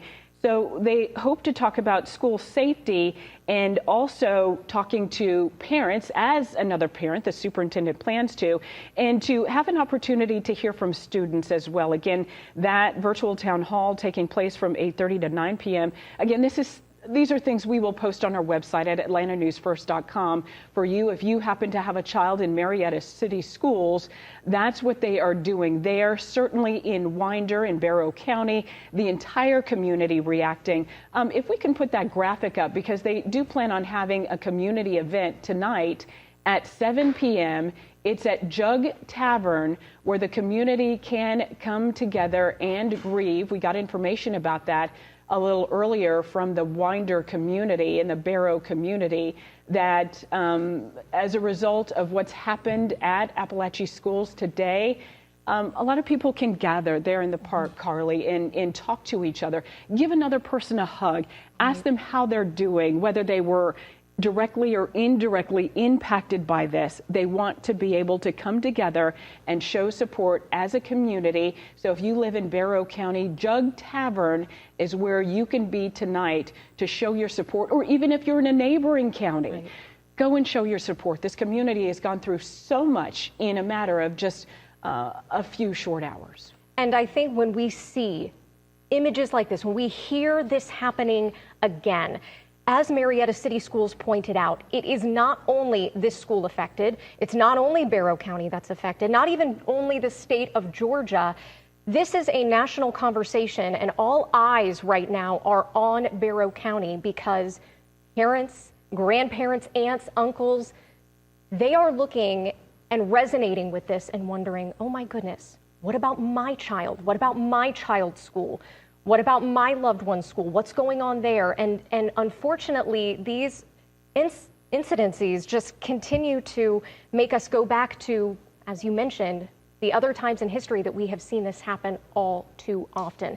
I know I had my friends reaching out to me. I'm sure you had many people reaching out to you personally as well, Tracy, asking what is going on? How is this happening? Because so many people, even if you don't live in Winder, even if you don't live in Barrow County, if you live in Metro Atlanta and beyond, this resonates with you, this impacts you, and you feel this too. And we're looking at live images right now from our First Alert chopper. You see some students looking like they're making their way off campus right now. From what we were told earlier this afternoon from the Winder Police Department, they were trying to transition the students transition the school from a hard lockdown to a soft lockdown, and trying to release students as quickly as they could and get them reunited with their parents as quickly as they could, and running those buses for a lot of those students who normally ride the bus home. Possibly their parent wasn't able to come and get them, couldn't leave work, whatever the scenario may be, to make sure those students got on buses and were able to get home. So it looks as though many of those students have been reunited at this time. It looks like they're filtering them out, kind of all lining them up, trying to get them out of the stadium area there, certainly making sure they got out of the school facility, the building, the brick and mortar building, to make sure they got to safety, and getting them to the field where they could collectively be surrounded and protected there. So it's looking as though a majority of the students are making their way off of campus right now. And we know from reporter Yasmina Alston, who was out there speaking with students. I believe he said that they were at the football field for about 3 hours at that point. So it's been several hours that these students have been at the field, have been contained in that area, and now we see from First Alert Chopper that line headed out. We see some tents out there. It looks like they are starting to move these students out, reunite them with family, with loved ones, and get them safely home. Yeah, it looks as though they had some water out there to make sure they were well hydrated out there in the sun all day. One thing I want to bring up is campus safety. You know, for a lot of parents, I know that is a primary concern. Making sure that when our students go to school tomorrow, in many school districts, they will still go to school tomorrow. Are they safe when they go back to school? I know at this high school, Appalachia High School, our Adam Murphy there on campus telling us that the school does not have metal detectors, and so many schools do not. Right. I know for a lot of people, they think, oh, you know, I'm surprised they don't have metal detectors. There's a lot of schools that don't, despite, unfortunately, school shootings being so common. I can say I have a friend who works in a local school district where they do have a system, and we've reported on this a number of times, kind of almost like an emergency alert system. Right. I know for her, she carries around on her lariat her school badge. They have a little button that they can push in a sequence of ways to let someone know there's a threat, you know, that I saw something, I heard something, you know, lock the doors, get those other students to safety. So whether they have a metal detector or not, so many schools have protocol in place to make sure when there is a threat on campus that the faculty members, the teachers know exactly what to do, lock the doors, get the students to hunker down. And certainly in this case, as we heard from some of the students who our reporters spoke with on campus, that's exactly what those teachers did. As soon as they knew a threat was there close to them, they heard the gunshots or whether a gunman may have tried to get in the classroom, lock the door, shut the door, get the students kind of barricaded in an area where they can be safe. And it's just unfortunate, Carly, that we have to have these scenarios and students have to be trained on here's what to do if this happens. And unfortunately, in many cases, it's not an if, it's a when. And that's the sad thing of this. On one hand, you want to, in a way, know that these schools are prepared, that they're running these sorts of exercises and drills for, God forbid, a situation just like this. But on the other hand, you say it's so sad that this is what we have to do. I know investigative reporter Andy Parati was out here earlier talking about how these schools have to run drills just like this every year, almost like a fire drill like you would at school. It has come to that point where it is mandated that these schools have a policy and a procedure in place and that they follow and execute it as a result. And as you mentioned, it sounds like right away, those policies, those things that they train for year after year went into place. Of course, we are still waiting to hear more from the Georgia Bureau of Investigation, from law enforcement to figure out the exact details of how all of this played out earlier today. What we do know is that 4 have died, 9 are hospitalized as a result. A shooter, we are told, is in custody, but still a lot of questions this afternoon as to how this all unfolded, who the alleged gunman was, and who these victims were as well. And Carly, it looks as though there are a number of people still leaving from inside the school there, and they appear to be kind of cordoned off in the stadium area, of course, around the school, certainly a lot of law enforcement. But we saw some tents up earlier that our First Alert Chopper was showing. And with those folks kind of filing out in almost single file line, we will work to find out if that is actually the case. I'm sure school officials want to know, who do we have? We want to check off the list that we make sure every student is accounted for. Are they with their parents? Are their parents here? Make sure they're hydrated. Make sure they get something to eat. Make sure we treat them for any kind of stress that they may have. For so many of them, it's going to take a little while to likely set in. Our Yasmina Alston speaking to that one very young student who recounted the suspected gunman opening fire in the room. Didn't seem like that kind of set in exactly what happened. Speaking about that very matter-of-factly, like, you know, I was on the playground and, you know, here's what happened. It's going to settle in at some point. So I'm sure, and we will work to find out, there are a number of school counselors there at the school to just kind of check on the students, make sure they're okay. You feel okay to go home right now. What do you need? What can we get for you to make sure they have the support they need? And earlier today, Governor Brian Kemp letting everyone know that all the resources that can be sent by way of Barrow County will be sent there to make sure they have everything they need. So it's not just law enforcement making sure the campus is secure. We have to be concerned about our students, our faculty members, our first responders as well, to make sure they get the emotional care and support that they need after a traumatic day like this. And a traumatic day like this, as we talked about, is not only a local conversation, it is a national conversation that we will continue to stay on top of. We are looking live. This is First Alert Chopper right now. What you are seeing, we see along the sidewalk what appear to be students, possibly parents, walking along. As we saw, they have then exited the stadium and are reuniting these families. This has been, we know, weighing heavily on the hearts of these parents, of these grandparents, of these loved ones. Anyone who knows a child here at this school is probably breathing an extra sigh of relief when they finally see their child walk out of that gate or walk off of the school bus and finally get back home. Now, we have talked about how this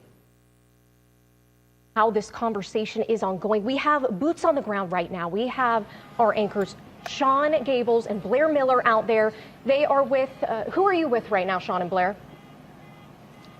We're with Jimena. Yeah, and she's a 10th grader here at Appalachia High School. And thank you so much for talking with us. Some of these students have been just coming back and meeting with their parents, and you're here because your mom let us talk with you, and we really appreciate it. And we're so sorry everything you've had to go through today. First and foremost, how are you doing? I'm doing good. It's just like, I don't know, it just happens so random. Everything happens so fast. So take us back to when you first heard that there was a lot of commotion. What did it sound like? What did you hear? And at what point did you realize this is getting scary? Well, we were just talking. My teacher was telling us to go, telling us to go back to our seat because we were just reviewing and stuff. And then out of nowhere, we heard banging. My teacher heard banging. She was like, she made a face. She was like, oh, it's nothing. It's just lockers banging. But then we heard da da da da da da, like so many times, and then that's when my teacher got so scared. She turned off the lights quickly, and then the doors were already locked because all of the doors in the school are they're already locked. They have a security measure to protect students. So when you heard that rapid banging, was that gunfire or was that students rushing and just dodging under chairs? It was gunfires. How many gunshots did you think that you heard? They were just rapidly. They were like da da da da da da da. So probably I don't know, 6 or so, maybe. And this was in the classroom right next to where you were, right? Yeah. So what happened then? I mean, did you take cover or what happened at that point? Our teacher told us to immediately go on the corner of the room, and then we were just hiding there in a corner. She was trying to protect us. It seems like the teacher really went into action really fast. Do you see her acts as being heroic and making sure that the students that were in your classroom were kept safe? Yeah. I know this is all unfolding in a way that is really hard to try to understand. I know it's hard for all of us to understand right now. As you walked out of that classroom, what went through your mind? Well, they told us to put our hands up, so we were hands up, and then we had our hands up, and then in the side, I don't know what I saw, but I probably saw I don't know, probably a body or something. I don't know, because there was a SWAT person covering something, and then as we were walking to our right, that's when I saw 2 girls. They were injured. One of them had blood in her arms, and then one of them was in one of the beds for to take you to the hospital. What was going through your mind when you saw your classmates, the students you go to school with every day? This isn't a video game. This isn't a TV show. This is real. I don't know. I was just shocked. I just it's just crazy how you had a regular day and then all this happens so fast, and it's just shocking. You know, I'm watching your eyes. I see your mom. She's over there watching us while we're doing this interview. When you saw your mom, what was the first thing that you did? I started crying, and then I just gave her a big hug You're glad you're alive? Yes, I'm glad. We're glad you're here. I'm glad you're here too. So Jimena, sorry thank you, and we're it's- sorry for what you've gone through. You've shown incredible bravery to just speak to us. So, Carly and Tracy, we're just starting to get a sense, Blair, of just a lot of the students that we have seen. It has been crowded. I mean, just trying for us to get here on location, there are hundreds and hundreds of cars parked, very hard to get through traffic. A lot of them are concerned parents here to grab their children. Yeah, and even school buses showing up here as we look off in the distance. We're going to send it back to you now, Tracy and Carly, and we'll keep an eye on the situation out here, talking with families and more of the students out here, those truly impacted firsthand. All right, we'll see you in just a bit. As we continue to take a live look from our first alert chopper, we do want to talk about Homeland Security protocols. Unfortunately, Carly, we talked about this happens so much. There are protocols in place for that. We want to head over to our investigative reporter, Andy Parati. Andy, so what happens? Homeland Security has a series of recommendations, right? Yeah, that's right. You know, while we don't know exactly what happened, and we're going to get more details as law enforcement provides them, the federal government, in particular the U.S. Department of Homeland Security, has recommendations on how the public should react during an active shooter situation. And they split it up into 3 tiers at first. 1, evacuate. 2nd, hide out. 3rd, take action against the shooter. If you can't evacuate or hide out, that means fighting back. That means yelling. That means if you have something that you can throw at the shooter, throw it at the shooter. Then there's some 2nd-tier recommendations that happen when law enforcement arrives. And you heard the young student just talking about some of these. When law enforcement arrives, they recommend staying calm, following the officer's instructions. You saw all of them being taken to the football field in our video from the helicopter earlier. The second one, take down any items in your hands, bags, jackets, small items, anything that may look like a weapon. And finally, immediately raise your hand and spread your fingers, just like that young woman, the student, described what she did when she was leaving the classroom. These are just a few of the dozens of recommendations the U.S. Homeland Security recommends during active shooter situations. And as you just saw, nearly 2,000, that's about how many students go to this high school, by the way. 1,900, nearly 2,000 students at this high school, all taken to that hospital, many of them taken to the football field during the evacuation.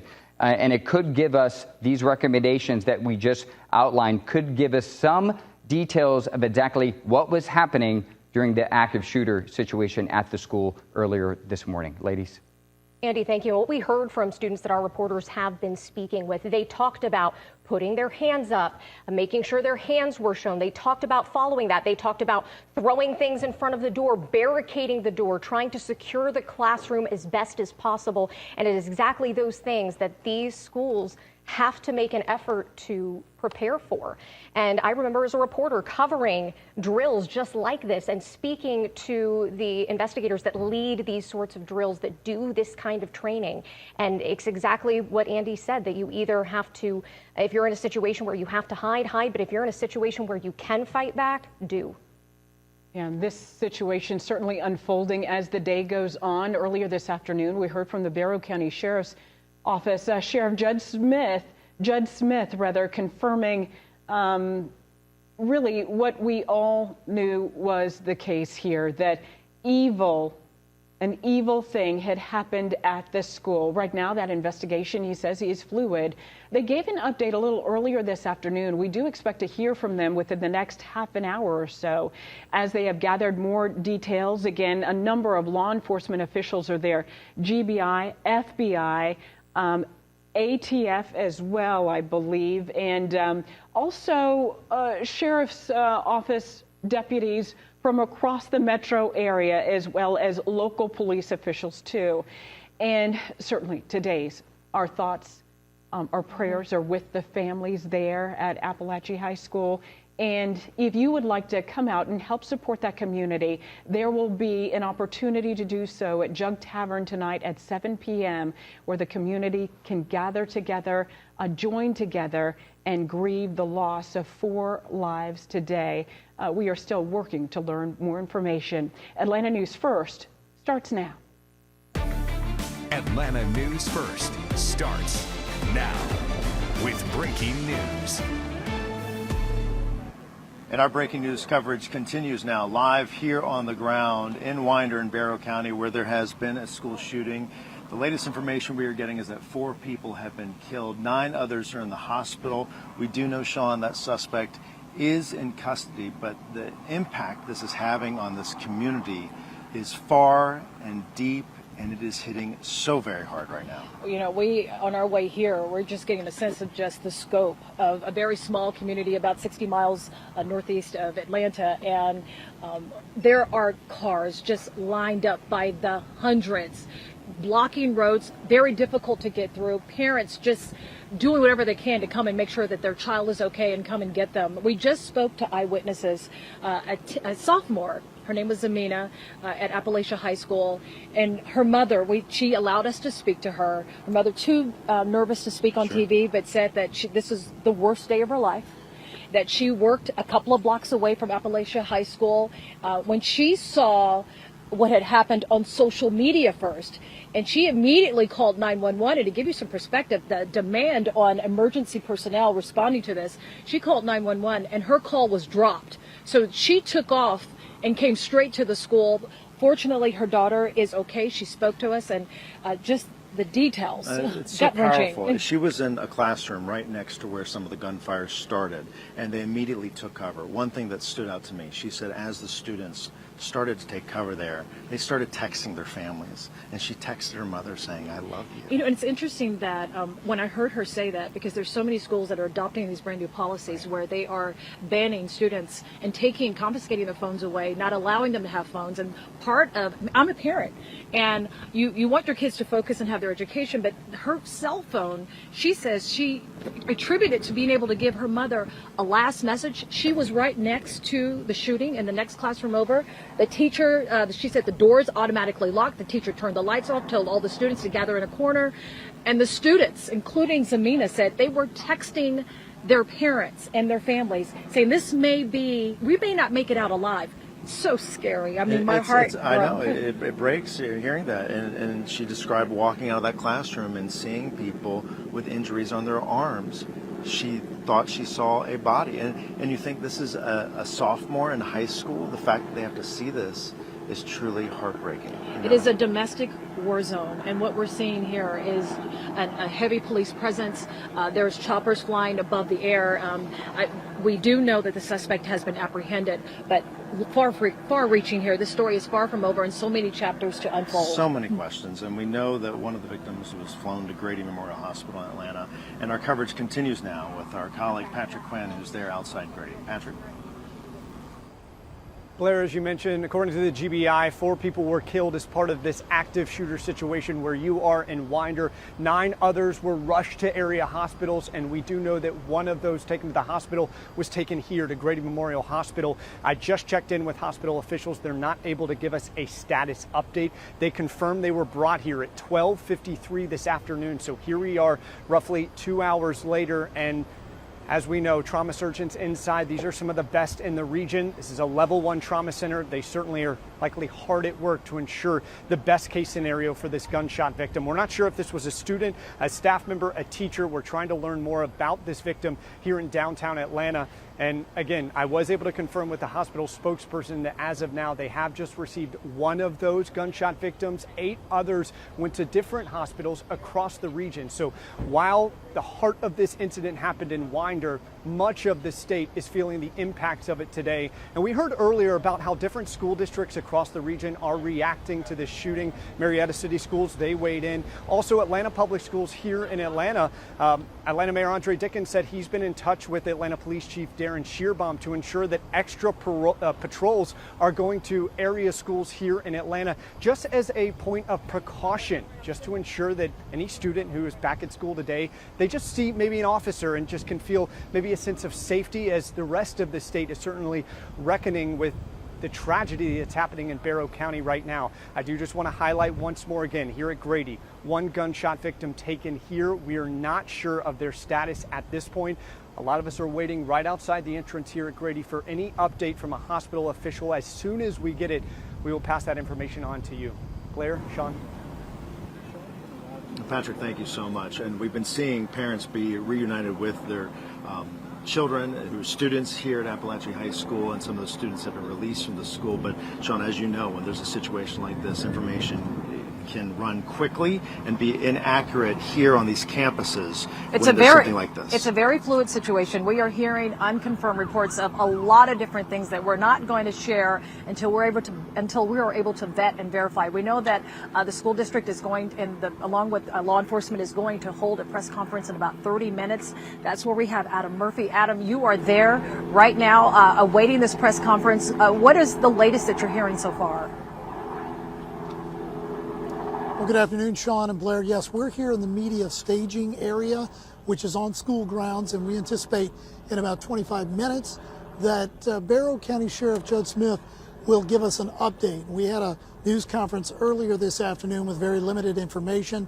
The sheriff said that this was an ever-changing incident and investigation, and therefore they wanted to make sure they had all their ducks in a row and had gathered all the necessary information before providing an update to the media. And there is a swarm of news media, local, national, and regional, that are all here waiting on new information to come out at about 4 o'clock Eastern Standard Time here at Appalachian High School in Barrow County in the Winder community. Now, what I'm basically hearing at this point in time is that we should learn more about the suspect that has been taken into custody.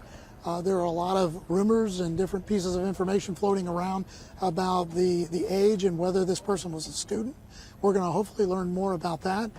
We also hope to learn more about the victims. And we know that 4 died in this shooting, and there are multiple injuries.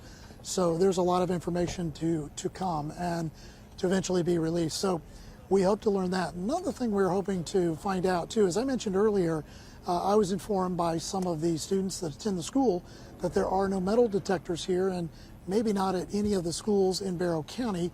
That may be something that is looked at a little bit closer as a result of what has happened out here today. And also we want to know, this school is assigned 2 school resource officers, and one of our questions is whether they were here and on duty at the time that this occurred. And we know that the shots started, the shots were fired, as I understand, or at least the word came into police shortly after 9:30 this morning. So it's unclear whether school resource officers were able to intervene immediately or not. So we're going to hopefully learn more about that as well. But again, it's just been sad story after sad story from parent and student reuniting. I mean, they're glad that they certainly are okay, those parents that are able to reunite with their children that made it out with any harm. But it's been, a sad day for everyone, and many of those parents felt very gracious and very grateful, I should say, but also wanted to offer up their prayers and thoughts for the others that were injured. Now, I was able to obtain some video from a student, and we have permission from the parent to use this footage that we want to show you right now. I have a couple of pieces of footage, one showing law enforcement officers running into classrooms and down hallways in the school building. They were armed in tactical gear just to make sure that everyone was safe and accounted for. There's also a little piece of video we hope to share with you that shows what appears to be an assault rifle that was found, or a video of one that was found on the ground in the hallway of the school. Now, it's unclear whether that was the weapon that was used to harm many of the faculty and staff and students that were in the school, but we wanted to share this video. This is the first time many of you have seen any footage from within the school building at the time of the incident. Very chaotic and frantic moments for everyone involved. We are hoping to gather new details, as I mentioned, coming up here shortly in the next 20 to 25 minutes at 4 p.m. Eastern Standard Time. Sheriff Judd Smith will come back with other law enforcement officials and hopefully answer some questions and provide some new details, guys.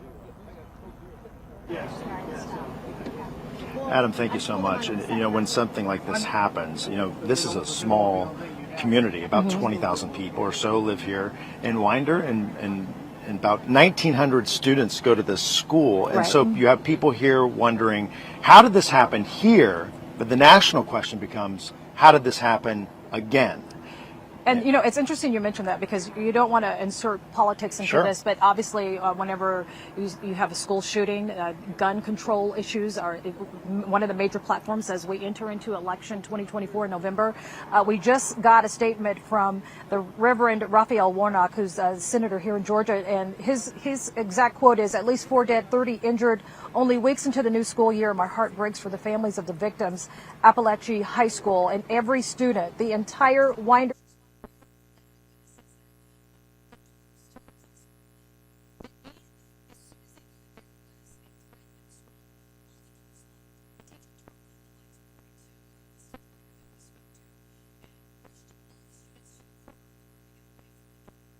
And many of the people who live there in Winder go to that one high school, so everybody knows each other. So who are the identities of some of the people who were deceased today and who were injured? Sadly, we hope this number does not increase. We've learned within the hour that 4 dead and 9 have been injured from the GBI. There has not been an update to that number. So hopefully we do not hear at 4 o'clock that there are any more fatalities or any more people who are Well, injured. it's interesting, Christine, you mentioned that this community brings in 1,900 people. It's certainly a more dispersed area in terms of residential than you would get in a more concentrated area, say in Metro Atlanta. And yet, this community probably knows each other very, very well, even though there's upwards of 2,000 students on campus. Fox 5's Eric Perry, you've been talking to both students and parents as they make their way off campus. And just hearing some of the emotional and alarming and tragic accounts of what happened there this morning. Yeah, Tom. So you've also been seeing buses like this. They've been going in and out. Hi there. You've been seeing Barrow County buses going in and out probably the last 30 minutes. I've seen them coming here to the high school, but there's really a big line up there. I believe that's at the middle school that is in the back part, and that line has grown since we've talked last. There were just maybe 3 buses at the last point, but now there are more buses. To your point about this community, everyone knowing each other, people on my Facebook page seeing that we're covering this said that they grew up here. They don't live here anymore, but they know the principal. They know they have family members who go here. They know different people who are impacted directly by this. It's one of those places where you know everybody, from what I've been told. It's a tight-knit community. You might see people in the grocery store, and even if you move away, you still know everybody that is still here. You can still see a trickle of parents and their families coming out from behind, not being able to see, and you guys will have a better perspective if there's still a large group on that football field, but it doesn't seem as many parents and family members are coming out as we once saw at one point. We've seen more cars coming in and more first responders, and then of course we're getting ready to hopefully hear from the sheriff's office here and other top officials. That is set up right on the other side here as well. Again, we have seen a lot of different parents coming here, from elementary to middle to daycare, and then of course you have the parents here at the high school as well that is coming out as well. So we're hearing different things, but we're also talking to students. One lady earlier, we talked to her live on the air. You heard her name was Camille. She said the gunman was in her classroom. It was her classmate, tried to get inside of that classroom, but they would not let him in. She heard about 4 shots outside of that. Then he said further down, she heard it maybe next door, maybe heard about another couple of gunshots happening there, and then said going to different hallways. We've talked to different students. They said they had to walk out with their hands raised like this with law enforcement, and they said they ran from that back part to that safe space, which was the football field. And many people thought it was a drill. They practiced for this, so they didn't know if it was a drill or if this was something that was for real in this incident. And unfortunately, this was there, but they do train for certain things like that. But one person said they just never know. And this is an ambulance that is going there with its siren, Northeast Georgia Medical Center. They are not sure if there is anyone in the back, but he is rushing off down the street there. And then we've also seen parents. Are you guys just now coming from the football field? Are you guys coming from the football field? How long have you guys been out there? How long were you guys out there? Do you mind if we just ask just a quick question? So you guys were out there for 4 hours?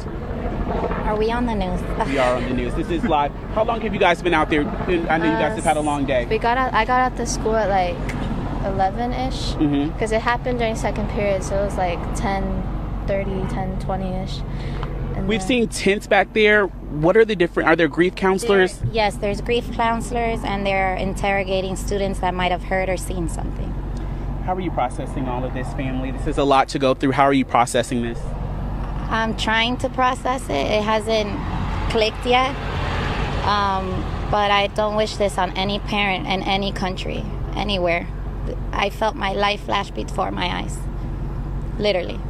Did you hear the gunshots at all? Yeah, I was in the hallway, so you could hear them like bang on the lockers and stuff. And then my teacher, she like left the classroom but came back.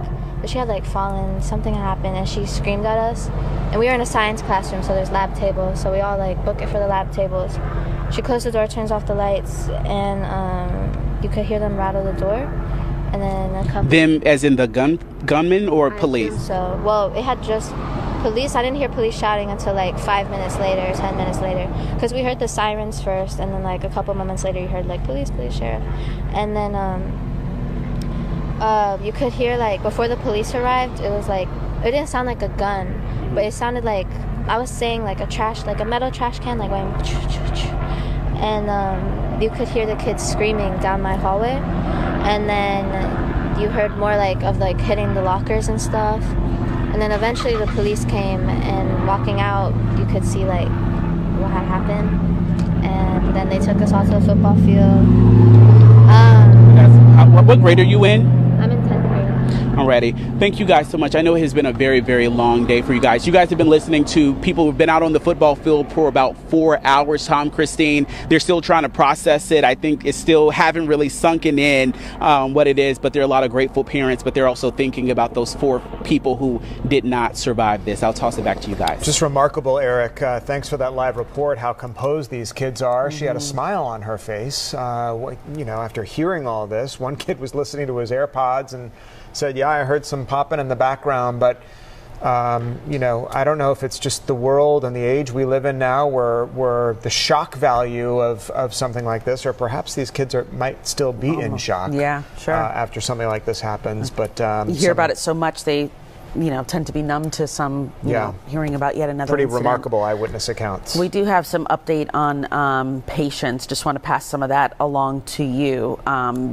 We talked about the Northeast Georgia Medical Center, Barrow and Gainesville locations receiving some patients. We've learned 2 gunshot victims total have gone to the Barrow location for treatment. So 2 gunshot victims at the Northeast Georgia Medical Center Barrow location, and 4 with panic and anxiety needing treatment for that. At the Gainesville location, they have 1 gunshot victim and 1 suffering from panic and anxiety. All right. We're also getting a statement from Georgia Senator Raphael Warnock, who talked about the school shooting not too long ago.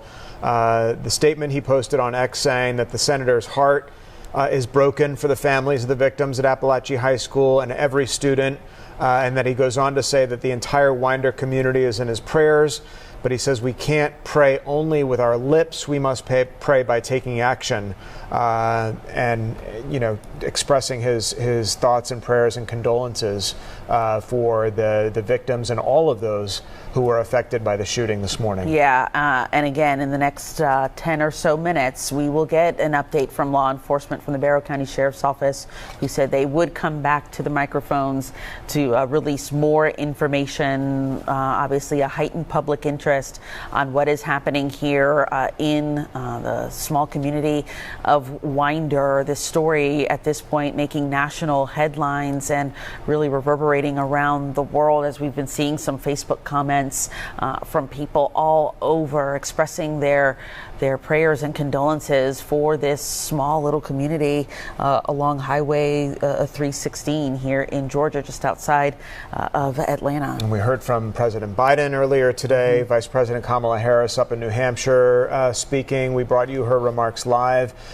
President Trump will be part of a town hall tonight up in Pennsylvania and will no doubt talk about the events that happened today. So there's the political element of this, obviously, as well in the immediate aftermath. A little housekeeping issue that all after-school activities won't be taking place up there in Winder in Barrow County.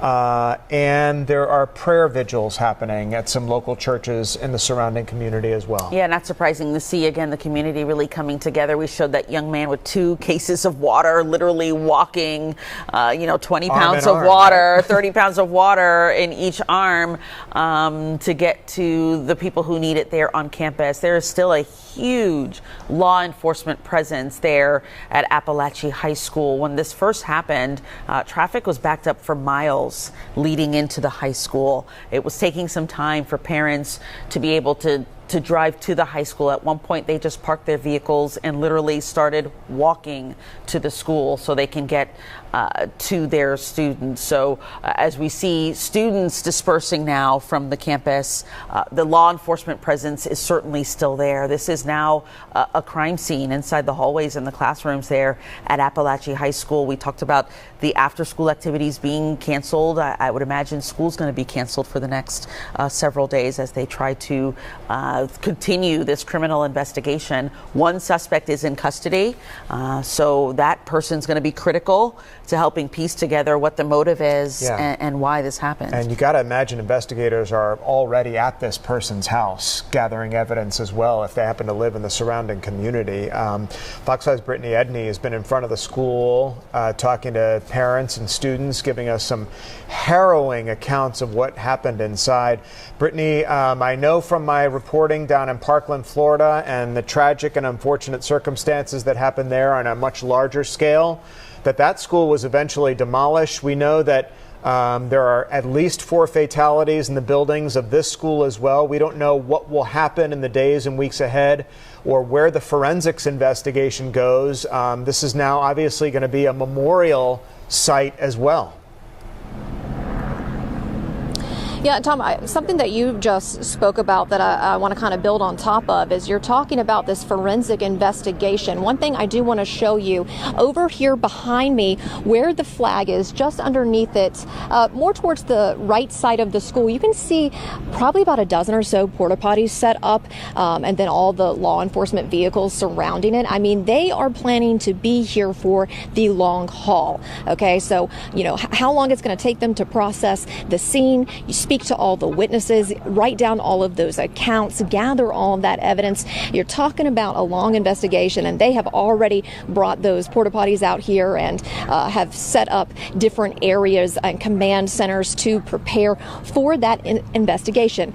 Now, there is something new, Tom, that I want to talk to you about. You had asked a great question earlier in the hour about where exactly in the school this shooting happened. I have new information that I want to show you. First, right out here behind where I was standing earlier, you can see this brick building with 4 columns as the door entranceway. That right there, that is the school gymnasium. I am being told by one student, a freshman, he says that the coach there opened the door to the gymnasium and was shot. And so that is his account of what is happening. He is adding just more details and locations as far as this school shooting and everything that happened. But that gymnasium is, he says, one place where the shooting unfolded. Again, adding that the coach there opened a door and was shot.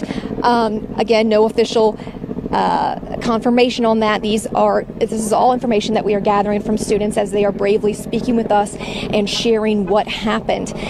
I do want to show you a map that this student gave me of the school. We're going to have our producers put that up on the screen. And one interesting thing that this student also confirmed, along with his other classmate, was that you saw where we are standing and the brick gymnasium, right? Well, if you look up at this map where that gymnasium is on your lower left side of the corner, I am also told that the hallway, and I'm assuming it's the hallway where we've seen a lot of the other students describe that victim's body that they had to pass. Well, it is the J hallway. If you look up on your screen in the top, I'd say upper right hand corner, you're going to see J Hall. There's about 3 other surrounding halls as well on that map, but J Hall is where this student is describing another part of the shooting unfolded as well. So As far as like the locations, those two different spots are pretty far apart. And so that's adding a new layer and new details this afternoon, because you got to think about how long it would take to get from one side of the school to the other. How was school officials communicating to everyone as this unfolded? We do know from a separate student that the school communication system was used at one point, alerting everyone to go into that hard lockdown. But before all of that happened, we're hearing about at least 2 separate faculty members, and we're not ruling out that it could be one and the same, but at least 2, from what students are saying, opening these doors and getting shot.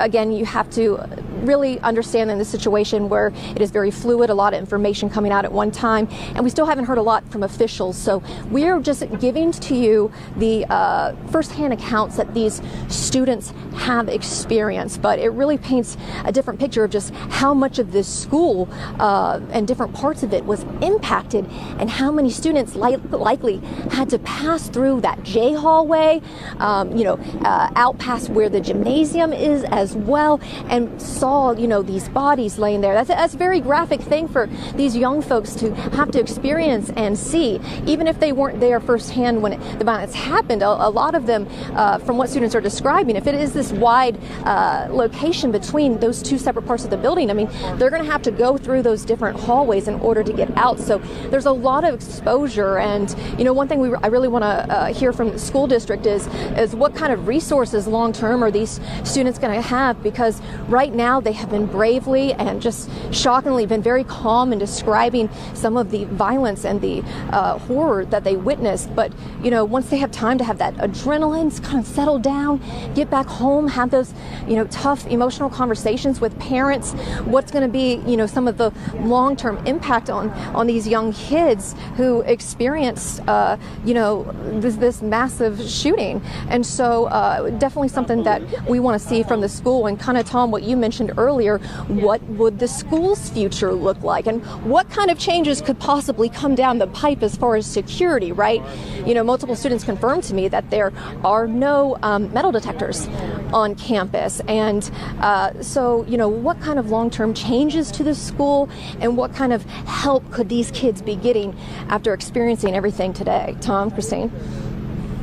I'm wondering too, Brittany, you talk about these students being so brave when you're talking to them, getting their eyewitness accounts, and as they're leaving the campus, did you see any other students or families who were too emotional to speak? Again, we've been hearing these students so commend them at how well they're able to eloquently tell us what they witnessed. Remarkably composed. Yes. Have you seen the opposite as some other students and families exit the campus?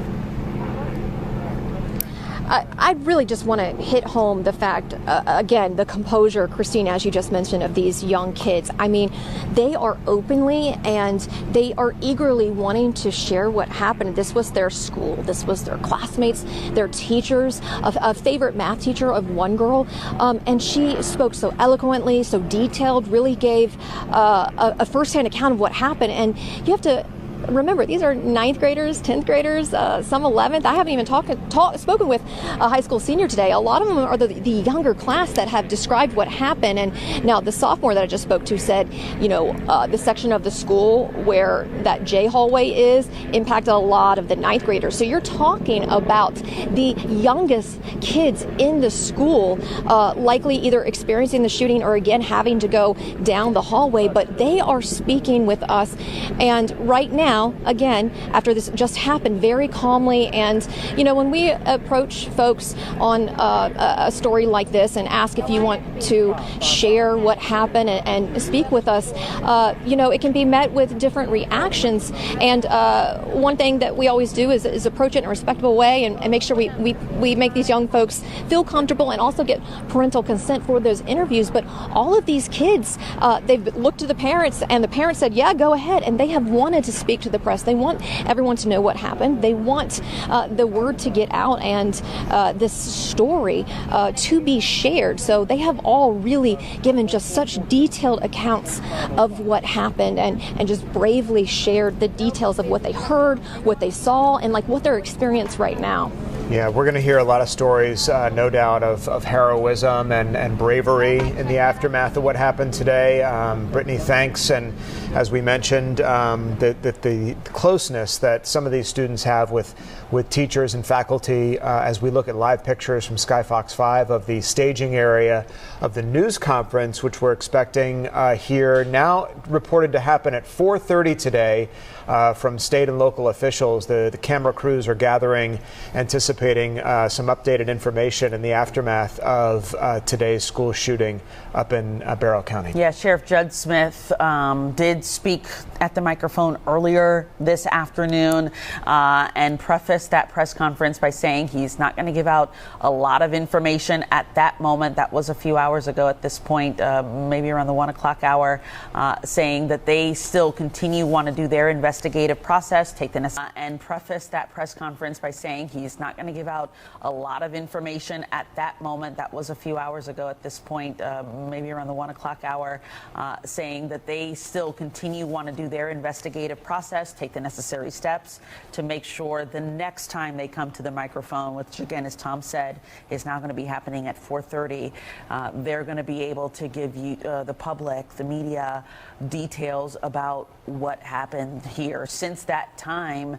at that point, we only knew of casualties. They had only reported that casualties did happen here at the high school, and we have since learned more specifics that 4 total were killed today, 9 others taken to the hospital. Our team of reporters are fanned out across campus there. We're going to hit Kevin Stewart in just a second, who's been talking to students and parents as they've been making their way onto campus. But we want to sort of set the table as to the events that transpired today there up at Appalachia High School in Barrow County. At 10:23, gunfire rang out. Multi-agency police forces responded up to and including the GBI. We do know that he is in stable condition, so we are grateful to report that. Now, we do have live Team 2 coverage of the school shooting from the victims to the ongoing investigation. And we begin with Channel 2's Courtney Francisco. Courtney, you were one of the first reporters on the ground there minutes after this happened, joining us now live from the school. We're now on school property, Wendy, and I want to take you closer to show you what it looks like out here right now because years old, and that teenager is in custody. A picture of one of the surviving victims. This is David Phoenix, again, surviving. We know that David Phoenix, a coach at the school, his family posted on social media that they are currently praying for him. We will have more information on David Phoenix, who is alive right now and being treated, recovering. We'll have more information on him throughout our newscasts. We do know that he is in stable condition, so we are grateful to report that. Now, we do have live Team 2 coverage of the school shooting from the victims to the ongoing investigation. And we begin with Channel 2's Courtney Francisco. Courtney, you were one of the first reporters on the ground there minutes after this happened, joining us now live from the school. we're now on school property, Wendy, and I want to take you closer to show you what it looks like out here right now, because as you know, we arrived just minutes after the shooting and traffic was backed up for miles. So, like the parents, we parked and started walking with them to get answers. And you can see out here we still have some first responders, and we're about to get an update from them. I want to show you what this was like. As Greg McMichael hovered with his pistol a few feet away, Arbery and Travis McMichael struggled. Only then did Greg McMichael call for help. The black male running down the street. Satilla, where at Satilla Shores? I don't know what street we're on. Stop right there! Stop! Good! As Greg McMichael talked to police, the gun went off. Arbery collapsed, dead. County today, Matt. Yeah, there's still a lot of unanswered questions about what exactly happened here, but even at this hour, parents are leaving campus after being reunited with their children. This was a chaotic scene all throughout the day as parents parked miles away to rush here to just get their kids to safety. It's okay, Mom, they're shooting. Okay, it's a lot of shooting. So that's the text that Shannon Callahan read from her 16-year-old daughter when the deadly shooting started inside Appalachia High School. Pickup and bus runs will begin. Before 1:30, the district confirmed 4 dead, 9 hospitalized. A suspected shooter was down.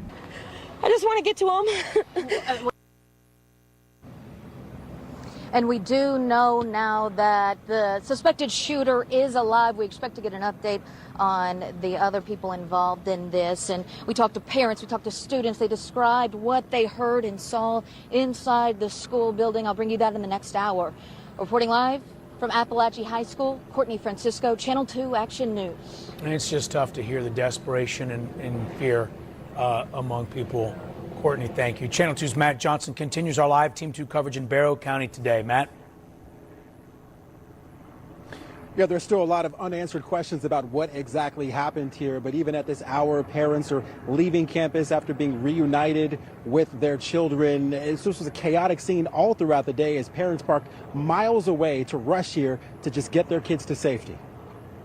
It's okay, Mom, they're shooting. Okay, it's a lot of shooting. So that's the text that Shannon Callahan read from her 16-year-old daughter when the deadly shooting started inside Appalachia High School.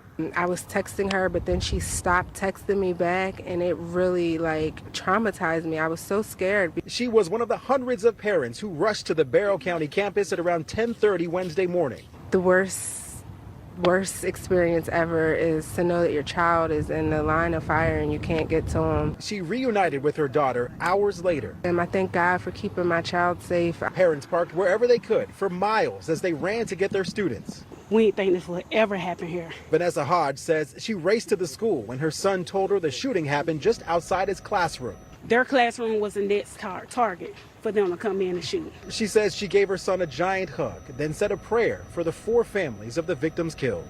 I tell my kid, I say, always pray before you go to school. Now, there are a lot of families out here praying this evening for all the families affected by this tragedy. We're also hearing incredible survival stories and how teachers and students barricaded the doors to make sure that the shooter couldn't get in. We'll have that for the next hour. Live in Barrow County, Matt Johnson, Channel 2 Action News. I know lots of people will be sharing their stories of survival with us, Matt. Looking forward to hearing that, how they all came together. Thank you. Now, ABC News has obtained some cell phone video from someone who was inside one of the classrooms at Appalachia High School. The video in its entirety, about 23 seconds. We're about to show it to you. Now, do take into consideration here, the lights are out, but you'll still be able to see some heavily armed officers entering the classroom. Take a look. Single file line down this aisle right here after this deputy. Hurry up, now, come on, let's go. What the? We got a whole school to get evacuated, people. Come on now. Far left. Just move with purpose, come on. Hands up. Left at the dead end when you get there, guys. File line down this aisle right here. And there it is, a moment you really don't want to let yourself think much about, and you saw it unfolding. As we turn to Channel 2's Barron Peterson with our live Team 2 coverage continuing near the Northeast Georgia Medical Center. This is where some of the victims are being treated today, Barron. Yeah, Justin, Northeast Georgia Medical Center Barrow is the closest hospital to the school. You're looking at it now. It's about 7 miles away from the school, and likely the first patients from the incident came here. Now, administrators confirmed 2 gunshot victims were rushed here. They have non-life-threatening injuries, and there are 4 patients being treated here for anxiety-related issues. In the meantime, at Northeast Georgia Medical Center Gainesville in Hall County, it's a sister hospital, they also took 1 patient with a gunshot wound, non-life-threatening injury, and that hospital is level 1 trauma center. And then another hospital in the chain, 1 patient at Northeast Georgia Medical Center Brazelton, and we're told that patient with anxiety, panic-related symptoms. We talked to 1 man who works across the street from the hospital here in Winder, and he heard the sirens as first responders rushed to the school this morning. It was right around 11 o'clock. Saw dozens of cop cars coming by, Winder Barrow PD, Winder Barrow Sheriff's Office. We saw a couple of the Clark County. We saw Jefferson, Jackson County. At the very minimum, I saw 4 ambulances leave this hospital, go down the road that way, come back 15, 20 minutes later. Now, we're still working to get condition reports of all of the victims and trying to learn whether they are students or teachers. We're live in Barrow. Barrett Peterson, Channel 2 Action News. You know, so many folks understandably just highly anticipating any piece of information about their communities. Victims were also sent to Grady Memorial Hospital in downtown Atlanta, and it's where Channel 2's Audrey Washington continues our live Team 2 coverage today. Right, and earlier today we saw 2 GBI agents arrive here at Grady Memorial Hospital. We're told they were here to question that one victim who was airlifted to Grady Memorial earlier in the day. Now, they would not go into more detail exactly about what they plan to ask that victim, but I did speak with law enforcement officials off camera. They told me in a situation of a mass shooting or a school shooting, one of the things they do in the ER, GBI agents, is they ask them as many questions as possible while that victim is still conscious or before that victim possibly goes into surgery. They told me that they asked the victim questions like, who shot you? What did you see? I also spoke with an emergency doctor, an emergency care doctor, urgent care doctor, who told me that in situations like this, they bring in their very best trauma nurses, their very best trauma doctors to tend to the victim in the case. Now, what we are expecting in the next few minutes is more information from Grady Memorial Hospital. I'm also going to be speaking with that urgent care doctor about just what the response level is in this type of situation. In the last 30 minutes, we also received a statement from Senator Raphael Warnock. He said in part, mass shootings as routine aren't the cost of freedom. They're the cost of blind obstinance. We don't have to live this way. And of course, we will be continuing to stay on top of the story. Any new statements we receive from lawmakers as well as leaders in the state of Georgia and the city of Atlanta, in Winder, we'll be sure to bring that to you. Right now, we are live here outside of Grady Memorial Hospital in downtown Atlanta. Audrey Washington, Channel 2 Action News. Audrey, as you await information there, we're also awaiting the start of a news conference. It was supposed to start at 4 o'clock there at the school, and we will hopefully be able to break over to that shortly. But thank you for that. Now, just moments after that shooting started at Appalachian High School this morning, the state then jumped right into action. Channel 2's Richard Elliott, he continues our live Team 2 coverage now from downtown Atlanta. Richard, you've been in contact with state leaders from the very start of all of this. Yeah, I have, and I have to say something first. It tells you what a small world this is, that Appalachian High School coach, David Phoenix, I actually went to high school with David Phoenix in the 1980s, Lakeside High School, super guy, big guy, played football for any old-time football fans here for Wayman Creel at Lakeside High School, married his high school sweetheart. And the people may know him. He coached at Walnut Grove High School, Rockdale County High School. Just an absolutely super guy. I haven't talked to him in many years now, but I was absolutely shocked to hear that and knowing, again, that it's such a small world and we're all interconnected. Now, I did spend most of the day on the phone with the governor's office. The governor moved the GBI, Department of Public Safety, and GEMA to the high school to help coordinate response, and it's response that the state has been working on for a while.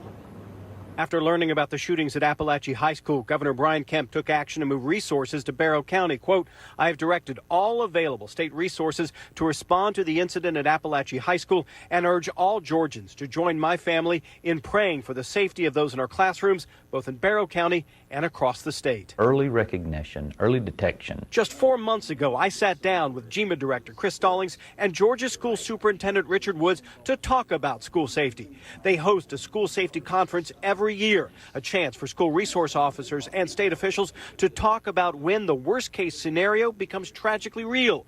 One key, they said then, is to try and detect issues before they start, though that isn't always possible. Look for those signs. Let's get far ahead, looking into indicators. We don't need to wait for a reason to respond if we can prevent a situation from ever occurring. But even the best, most proactive measures cannot stop the unthinkable from happening.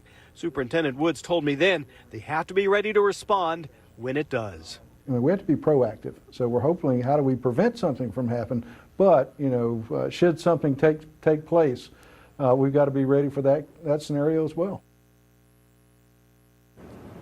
And Chris Stallings on the scene at Appalachia High School. I want to just paraphrase a post about David Phoenix from his daughter. It appears he may have been shot twice.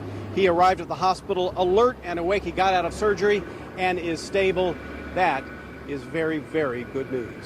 We're live in downtown Atlanta. Richard Elliott, Channel 2 Action News. You're right. It is a small world, Richard, and it is a good reminder of sort of the how really close we are to our neighbors and our brothers. Great point, Richard. Thank you.